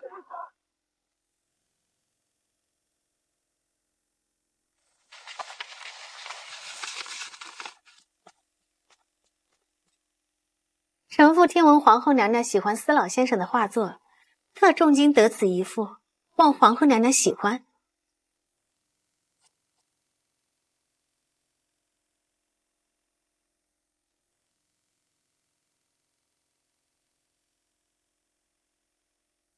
不愧是司老先生的画作，当真是美轮美奂。丞相夫人为得此画，定花了一番心思吧？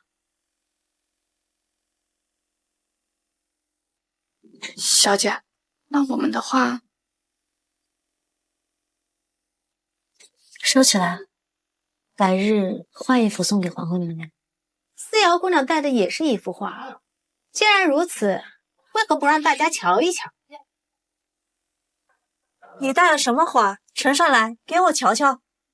我倒要看看这个山野村夫能拿出什么样的画来。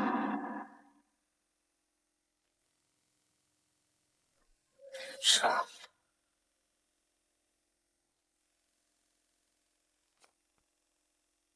怎么回事？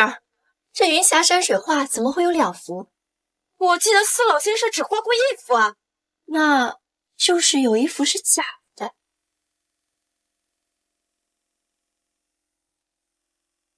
没银子可以不带礼物，怎么能拿假画糊弄皇后娘娘呢？国公夫人如何判定我这幅画是假的呢？依我看，您那幅才是拙劣的仿物。大胆，敢当着皇后娘娘的面胡说！司老先生的画价值万金，你一个山野村夫怎么可能买得起？就是，司老先生怎么会用这种不起眼的字？竟然敢欺骗皇后娘娘，罪该万死！我家小姐的画怎么可能是假的？她可是司家后人。哼，真是大胆，竟然当着皇后娘娘的面冒充司家后人，可笑！不能因为你也姓司，就跟司家扯上什么关系吧？皇后娘娘，你可千万不能被这刁妇所骗，她断不可能是什么司家后人。先皇曾赐给司家丹书铁券，你既然说自己是司家人，那丹书铁券你能不能拿出来？你既然说自己是司家人，那丹书铁券你能不能拿出来？在书院。哼，我还说在丞相府呢，谁来替你们证明？是。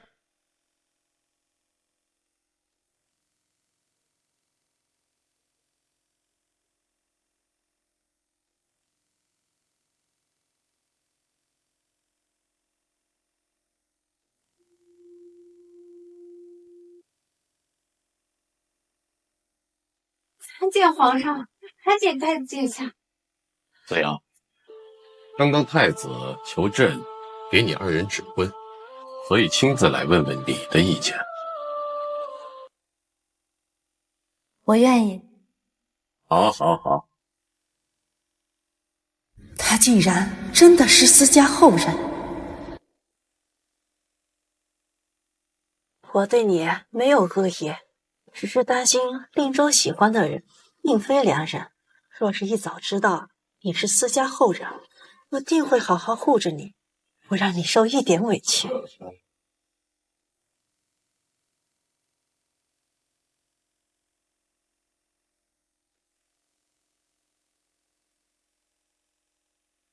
从今往后，你们2个要举案齐眉，相濡以沫。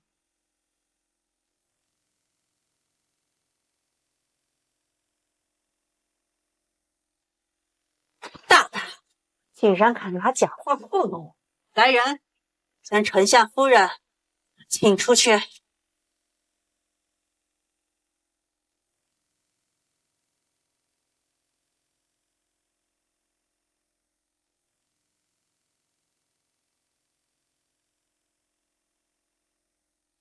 思瑶，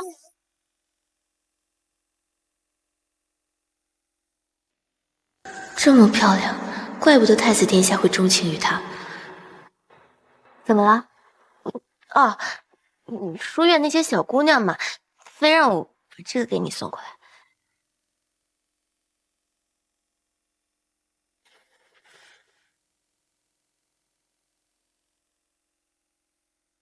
幸得鸿门犹轻盈，金兰之交无心仪。婉婉学业技艺显著，假以时日，一定青出于蓝而胜于蓝。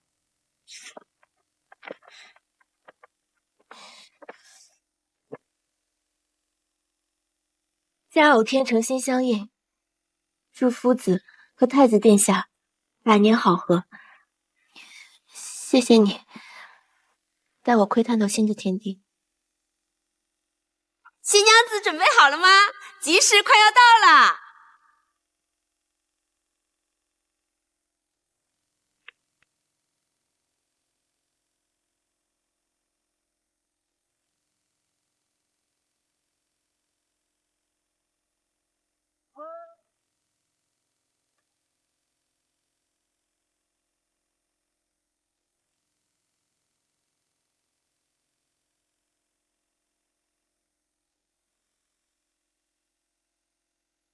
越过百川，月落的誓言，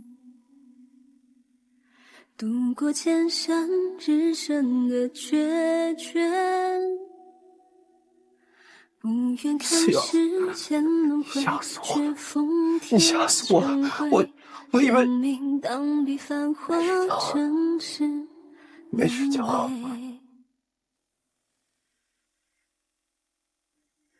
如若未曾得见你容颜，愁思可见。你醒了？一如清风微拂，吓死我了！我还以为我再也见不到你了。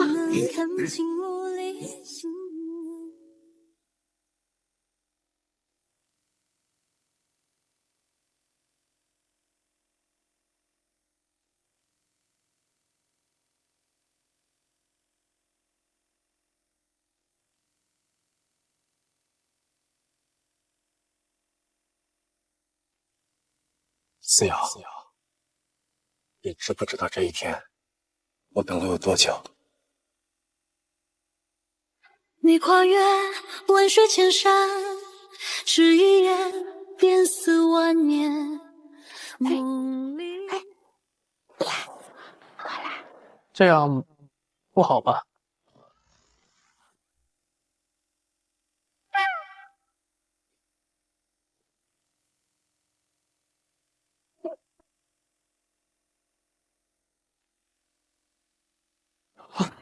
祝太子殿下和太子妃白头偕老，永结同心。赏。切，就你会说。小姐如春日繁花，太子殿下如劲松挺拔，真是佳偶天成，良缘神赐。祝小姐和太子殿下早生贵子。赏，都赏。还愣着干什么？快去领赏。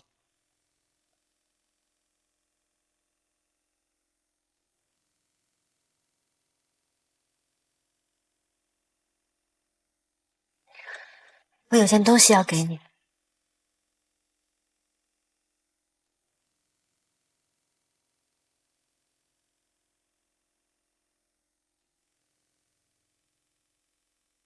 这是？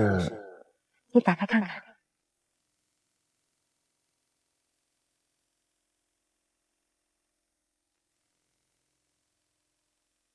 你竟还把它留着？我还以为你早就将它丢掉了。那是当然，四世学堂的一切，对于我来说都弥足珍贵。那我呢？令州哥哥也亦是如此。